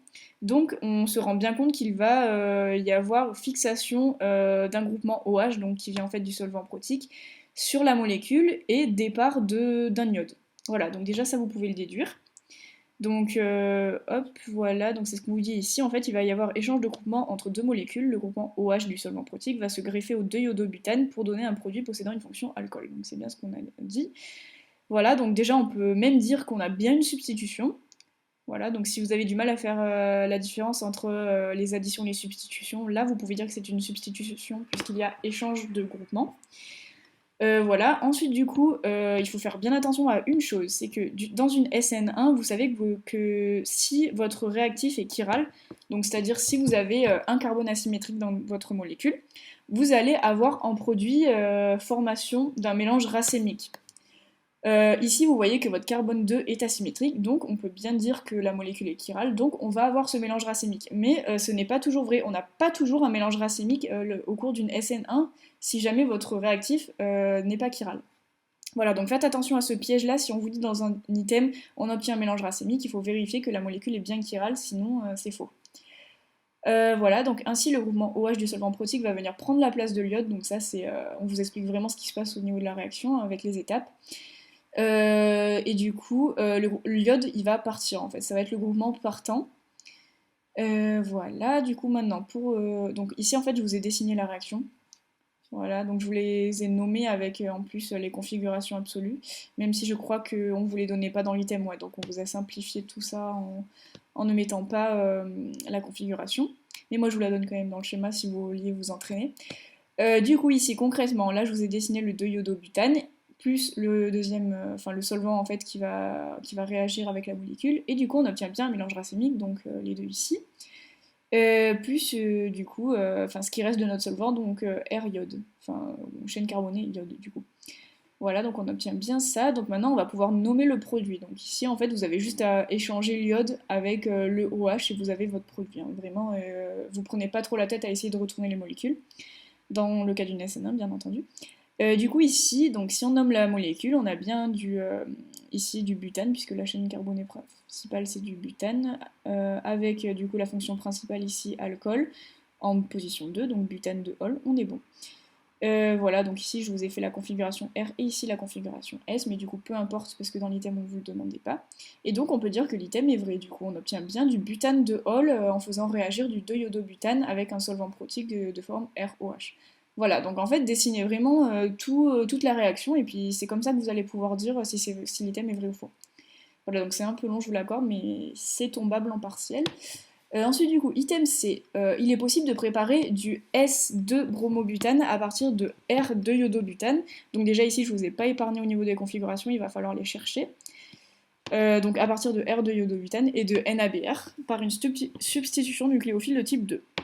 Donc déjà ici, donc on vous donne une SN2, donc il va falloir vérifier qu'on obtient bien tout ça avec une SN2. Donc du coup, on est dans le cas d'une SN2, donc nos réactifs baignent dans un solvant aprotique. Donc même si on vous le dit pas dans l'item, il faut que, si on vous dit SN2, il faut que vous ayez le réflexe de vous dire on a un solvant aprotique. Les deux vont de pair. Du coup, il y a donc attaque du nucléophile dans une SN2, donc ici le nucléophile, CBr, puisque c'est celui qui est chargé négativement. Du côté opposé au groupement I partant, donc l'iode, donnant une inversion de configuration entre le réactif et le produit. Donc pareil, inversion de configuration, ce n'est possible que si votre réactif est chiral, sinon il n'y a pas de configuration. Et donc, vous ne pouvez pas parler d'inversion de configuration s'il n'y a pas de configuration.